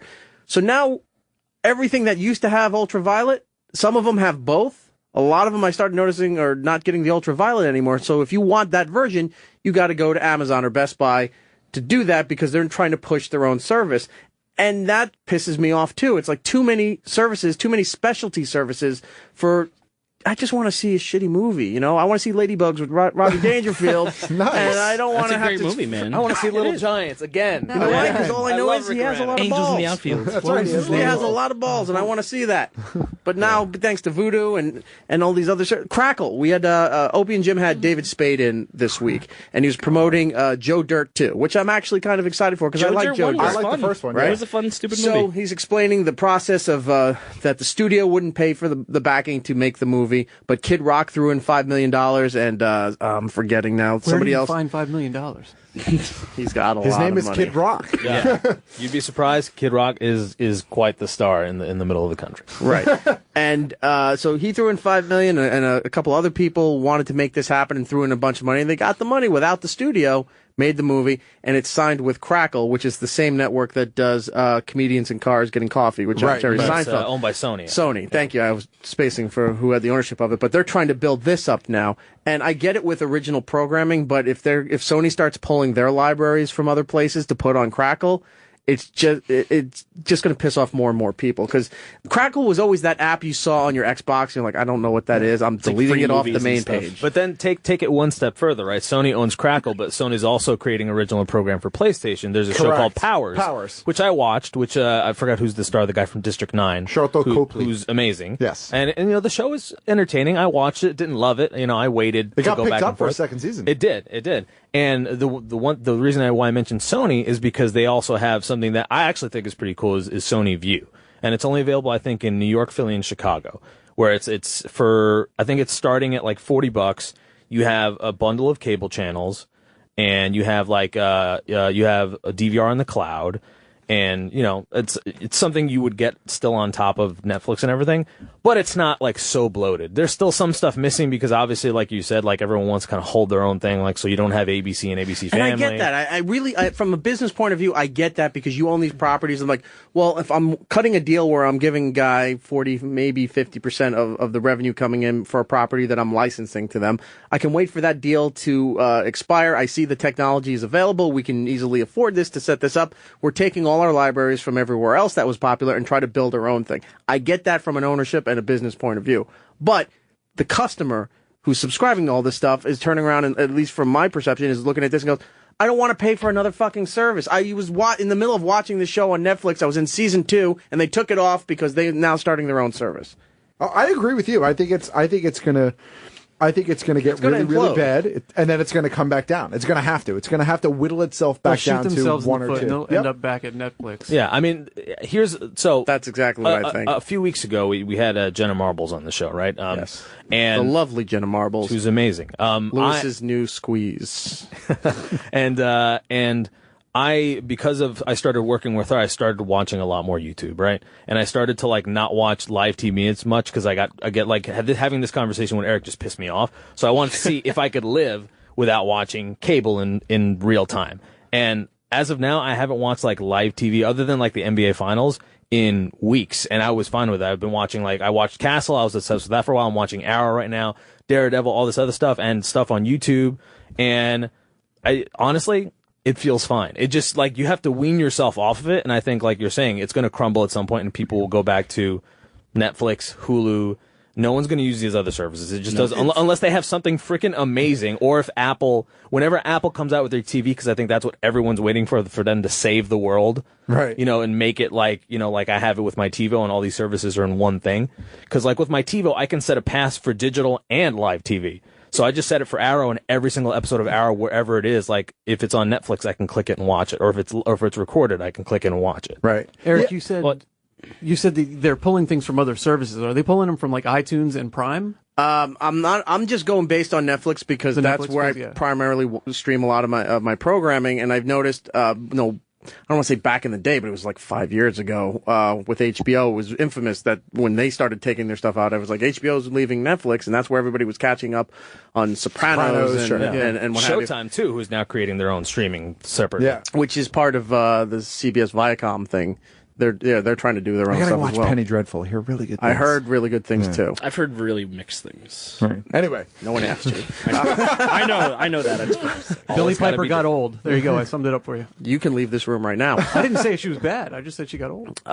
So I don't know where we sit on this. Pretty much it stemmed from that, and when I was at Walmart and I saw the voodoo stuff everywhere, replacing the ultraviolet, I'm just like, this is getting out of hand. So, and for those who don't know, ultraviolet is just kind of digital copy on your computer or whatever. It's a cloud service that you bought the movie, they give you a code, they give you the digital copy that you don't physically have, but you can download it anytime you want to any of your devices. Well, I think what it comes down to is like if these companies don't start putting out like good original streaming, there's like you can only go so long on repeats of movies that people are going to want to watch. Like if you don't have like something good streaming like that's original content, I think you're just going to lose people. Because I mean, who other than Netflix and like Amazon right now? Another, not like, even really so much good... Amazon, because Amazon was starting to make waves when they had that the transgender show. They've got a couple of original. No, they've got a couple of original shows. But were they reaching the popularity publicly as far as that? I think they're like they're probably like second next to like Netflix as far as original programming goes. But I mean, gap is not. I mean, there's the a gap's bit of a probably gap huge. there. Yeah, There's that's what I'm saying. Like the gap is huge. Yeah, if it came to Netflix, you hear about it. You see everybody reporting on it in the papers, blogs.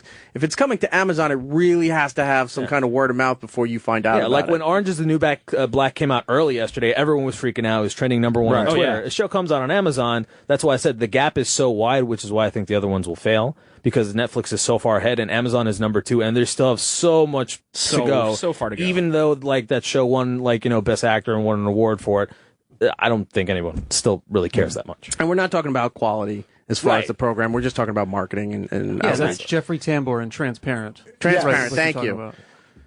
For me, the problem with getting rid of cable entirely is I don't watch anything live. Everything I watch is on DVR, right? So I mean, essentially, I probably could find it elsewhere, but everything as long as it's I don't within have time, 3 days, it counts. but I don't have time to watch everything live. I just don't. My schedule doesn't allow it. But that being said, there are nights where I have 20 things on my DVR that I know I have to watch or really, really want to watch, but I really just want to watch like Chopped for no, you know what I mean? Like I just want to like check my brain at the door. No, but you know what I mean? Like, and I feel like Netflix or even Amazon Prime, the two services that I use, they don't offer me that kind of just dumb, mindless, I want to play on my tablet and have something on in the background that I can peek up and watch. I'm pretty sure Chopped is on Netflix. No, but I don't know, but not in real time. So not Chopped, but cable still offers me that kind of just. But that's what YouTube is now for people who aren't as who are a little bit younger. Sure, because it lasts all of 5 minutes, and even while you're watching something on YouTube, you're really not watching it because you're on your phone.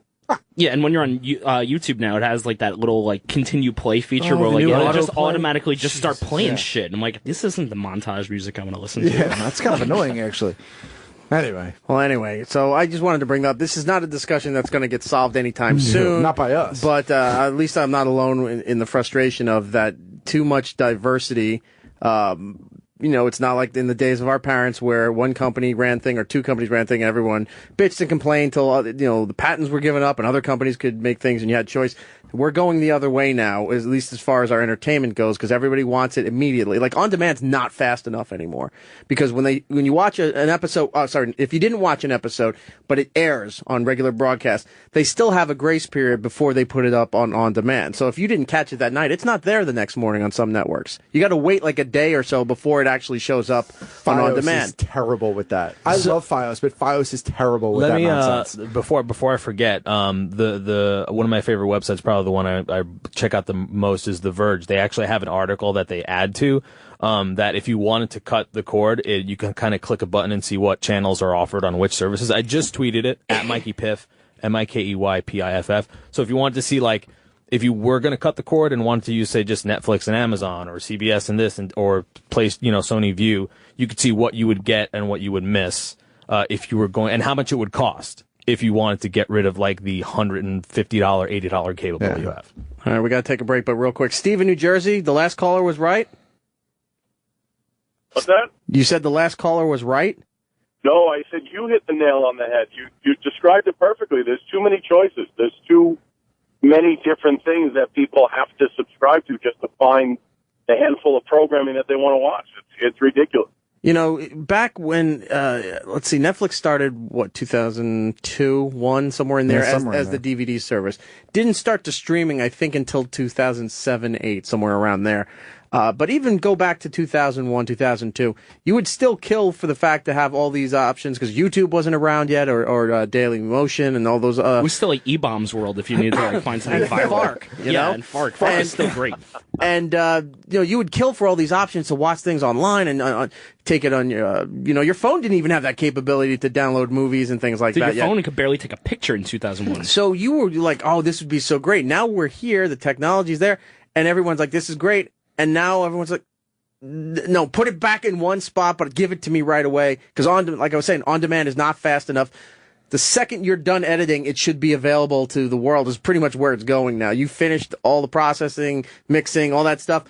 Done, uploaded right there. There's your 13 episodes for the season. There's no patience anymore. And people are just... And I think that Netflix did it so well that everybody's just trying to copy it. I mean, you were right, too, about HBO being a different entity because their programming is so popular and they had so many original series that were hits that people aren't going on the HBO Go to watch movies necessarily. They're going on to binge watch, certain episodes of The Sopranos or to catch. I downloaded an episode of Deadwood the other day. It was a great show. The big thing to remember is with things like HBO, that's not a commercial driven channel. So It's easy to take their entire catalog and wrap it up because they don't rely on like ABC, who's getting paid by all the advertisers. So it's in ABC's best interest to get with their own kind of streaming service, keep their stuff off of Netflix because then they can still double dip with the commercials that get live on the air and then the commercials that are inserted into like the Hulu and the Crackles and stuff like that. Or there were always some great deals like what was that show? The Killing on AMC, right? It's suspect on a lot its popularity, but when the next season's going to start, like they would dump the first season on there so you could binge watch it. Like stuff like that was super helpful. And then all of a sudden, like Eric said, everyone started just pulling their stuff because they wanted to make money. That stuff wasn't happening anymore. So when does this all fall apart, and what's the solution? Do they all run back to Netflix like we're all thinking here, or does something else come out of that we're not even thinking of? Kind of depends on what Apple does, to be honest with you. I think that's probably it. Or Google Chrome is great, but it's not taking over the world. But I think the problem with Apple is Apple could come out with the best piece of technology, but if they don't convince the studios to be on board, and the studios still feel like they're paying Apple too much, and let's be honest, Apple tends to be expensive for everybody involved in the equation. Yeah, right, but everybody. If anybody's going to be good at convincing the studios, who else would it be? Because think of it this way: they just talked about Apple Music, right? Streaming for $15, any song you want. They already have all these shows and movies on iTunes. What's stopping them going from like $15 stream any show you want? I honestly think that the Apple bubble is kind of like I don't see it going much higher. I see a turn happening. Sure, I see a world. big turn happening. Yeah. I mean, obviously, I'm biased. I love Apple, and heel turn, you know, like in wrestling. Yes. All of a sudden, the next announcement, we bought Netflix, and everyone's like, "Fuck!" Yeah. I was actually thinking that same thing because it makes total sense at this point. But The ref's not looking. He's pinning him. It's that twin magic.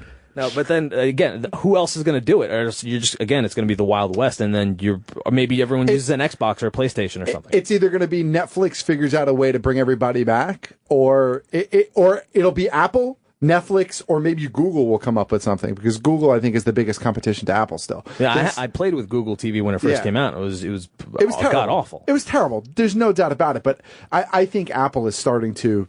I think Apple is starting to. I think it's peaked already, to be honest with you. I agree. I think it peaked when it went from small phones back to big phones.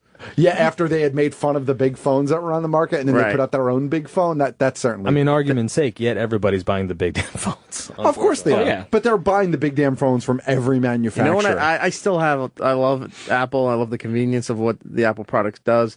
I'm not one of those guys that's religious about my technology. Sure.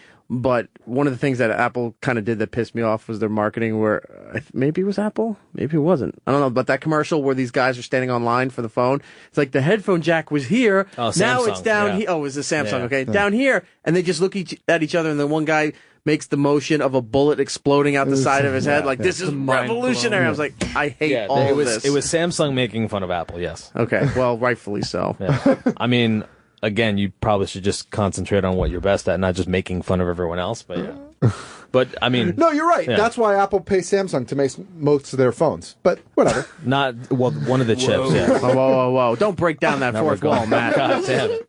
Leave a little mystery.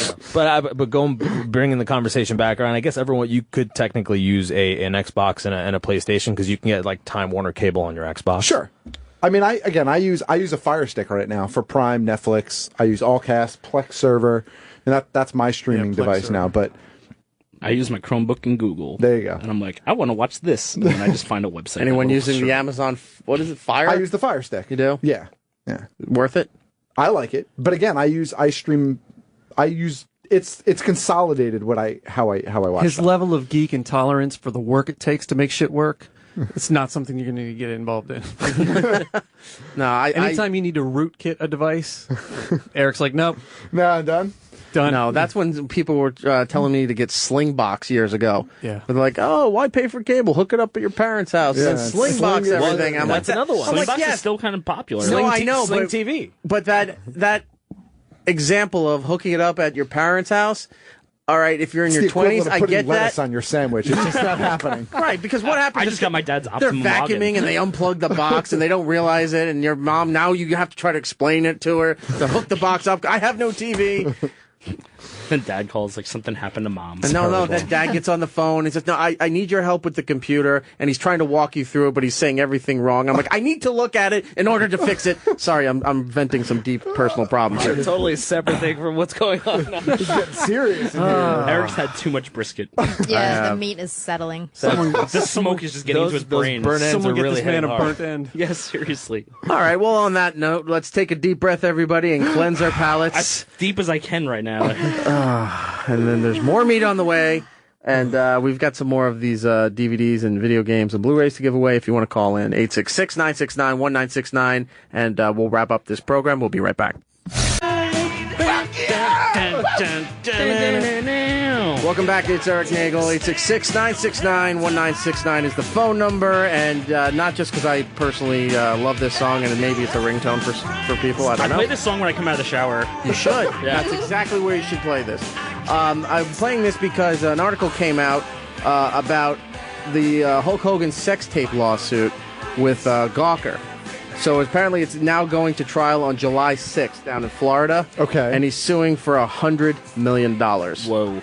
And from the article I'm reading here, the evidence that's made available and what is known, I guess, to the public doesn't look good for Gawker. You know what? If it was anybody else, I might be like, $100 million. But fuck Gawker. In all seriousness, seriously. I mean, if he's going to take on anybody and be successful, those are the guys to do it against, because they're just exploitation wrapped up in a Right. In a clever headline they stole from Reddit. Yeah. If anybody doesn't know what this story is about, a while ago, I think it was 2012, something like that, a sex tape involving Hulk Hogan and the girlfriend or former girlfriend of Bubba the Love Sponge, DJ down in Florida, came out. It was a private. They say it was a private video, but it looks like it was like a security cam monitoring the room. Right. And it didn't look like if Hogan was aware that it was being taped and what have you. So it got out online, and of course that's a big deal because he didn't give consent, or maybe she did. Who knows what's going on? It'll all come out with the trial. So this was a huge ordeal, and this Gawker site, it's not like they're trying to claim that they're journalism, but it's exploitationism. Of course. And they were also the site that put a big magnifying glass a year ago when Anthony Cumia had his Twitter issue, and Right. Despite what Ant said, whether you agree with him or not, or what have you, it was made 100 times worse because of this website. Of course. And this is all that they do. That's pretty all much. they do. I mean, it's called Gawker. You wouldn't no one uses the word Gawker in a positive state. Yeah, Right. exactly. Oh, look at that guy gawking over there. Like, fuck that guy. So this lawsuit's coming up in a few weeks, and for $100 million, and we're predicting that this is not going to fare well for Gawker. I'm kind of excited to see how this trial goes. We're going to be able to fund Thunder in Paradise too, right? Nice. Oh boy. Suburban Commando 2. Yeah. Now we're talking. So Suburban there's that. Commando's great. We only got a couple minutes here, and then we got to do all the plugs. John Bernthal Yes. is now Frank Castle. Yeah, I'm totally okay with this. Quite possibly the most important news of the week. Yeah, this was one of those casting things that when it happened, it kind of like smacked me in the face, and I was like, I've been thinking about who should play Punisher next, and there's been like a short list. His name hasn't been on my mental list at all. But when they announced it, I was like, no, absolutely, that's genius. Why did I not think of that? And it's like, oh, right, because Marvel's fucking genius. And they somehow managed to do these things time after time. And nobody knows. Good on them. They're really good at it. They're like, sneak attack. So, I mean, that's huge news. I think it's great. I think it's going to make for a very interesting season 2 of that show. Which is already amazing. And could lead to bigger and better things, which everyone's speculating now that because Daredevil season 1 was amazingly done, so there a lot high expectations for 2, and then everyone's viewing this as the launching point for spinning him off into his own Punisher series, hopefully coming to Netflix. Yeah, I was going to say, whatever they decide to do with the Punisher, I hope they keep him out of the cinematic universe as far as a solo movie is concerned. If they want to bring him into some sort of ensemble piece or something, that's fine. But I actually think that his character and his story works much better in long-form serialized storytelling like Daredevil than it does in a solo movie. And then this kind of goes out to what we were saying before, like it's perfect for Netflix because it's so violent, there's only I can't see anywhere but stuff like that going on Netflix or HBO. Absolutely. And it works so well in that Daredevil kind of noir Hell's Kitchen kind of work. It just works really, really well. Punisher's a great anti-hero. He's his own kind of vigilante. He's the opposite of Daredevil in so many ways.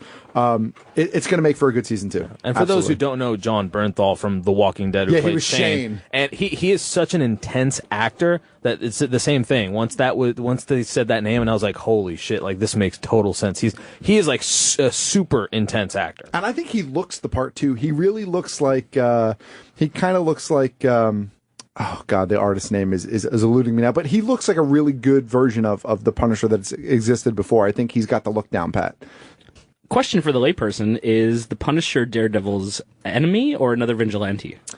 The Punisher's an anti-hero. They have definitely gone head to head, but the Punisher also doesn't like the Kingpin. Okay. In a lot of ways. And so the Punisher is the Punisher's moral ambiguity is a lot less defined. He's a lot more Batman. Yeah, okay, right. Cool. Daredevil still kind of has I think his goal is still kind of positive, and Punisher just kind of shoot to kill. Gotcha. And with that being said, look what time it is. Whoops, you know what the music means. Our time is up. We got to get out of here. We do, indeed. Not bad for the first 3-hour show. No, man. And it's just going to get better and better as time goes on. Woo. That's the theory. Congratulations, but with less gentlemen. food. Tthank you. And less meats. So we can have concentrate. To have less food and less so much meat? meat. We don't, but I don't know how many people Roland knows. All right, fair enough. Fair enough. Roland, if we could set this up as a weekly thing, Be it meat, be it baked goods. I can get I'm us down. chicken fingers catered. There you go. Really? From Sticky's Finger Joint. They're all right. Roland rolls his eyes and turns up his nose. Yeah, sticky fingers. I say keep your chicken fingers. Oh man, they're good. Boo earns. That he just said you might as well just go to Burger King. I'm gonna do it. Do what? Fuck it, Wendy's too. What? No, I do like sticky fingers. Well, our apologies to Jeanette McCurdy. We ran out of time. I think we'll try to do it next week. Sure. We'll squeeze it all in there. Absolutely. Florida Supercon. The show's going down there June 25th through the 28th. We'll be at Hall C at the Miami Beach Convention Center. Come down and see us. Lots of interviews with people from Doctor Who, Star Wars, Star Trek, the WWE, maybe some Marvel people, a whole bunch of stuff. Woohoo! We're hoping this will be a really cool ordeal. The show will broadcast on the 26th, which is Friday, 7 p.m. Eastern, 4 p.m. on the West Coast there. Matt OG, what do you got? You can check me out on Twitter and Instagram, GeekStuffOG, and of course the podcast, bkgeekstuff.com, for more in-depth geeky chatter each and every week. Every Thursday, new episodes go up. Gittlebase? You can follow me on the Twitter and Instagram at Gittlebase. I have no takedowns coming up for once. No chicken and waffles hoedown? No chicken and waffles hoedown. That sounds like a really delicious idea. I think we might need to do that on the show one of these weeks. We should. I'd like to plug Brooklyn Brian. They gave us a bunch of free pickles for the barbecue. Yes, thank you very much. Delicious. What was the one I had? The whiskey sour. sours? Yum. Unbelievable. Crazy. Yeah. Thank you so much for that. Also, Ubon, or Ubon, however you want to pronounce it. What? No, you just pulled the microphone over. It was like, fuck. Orlando's 99. Take us home, Eric. There we go. Ubons.net and Ubons Barbecue on Twitter. Follow them. And also FoodieDirect.com. Thank you to them for bringing in food tonight. Mikey Piff, SiriusXM Hits 1. What do you got? Plugs? At Mikey Piff, MIKEYPIFF, Twitter, Instagram, all that stuff, and I'll be on Hits 1 like right now. Okay. Lisa Correo? Yes, just follow me on Twitter, Lisa Correo, Corrao. That's it. And you'll be down there at Florida Supercon with us? I'm going with you guys. She'll be down there. Fun Yeah. times. Giddles will be there. Matt, unfortunately, is not making this trip, but Roland will be down there as Nice. well, if you ever wanted to meet Roland, and tell him all the great places for good Cuban food. There you go. Thong in the pool. Oh, yeah. And then, Glad I'm not going. and then 2 weeks after that, we'll give the details next Friday. We'll be at San Diego Comic-Con, having fun there in that big, massive cesspool of geekdom. Yes. I think that's it. E-Rock Radio on Twitter and Instagram for everything involving this show. And we will be back next week for another 3 hours. Until next time, be seeing ya.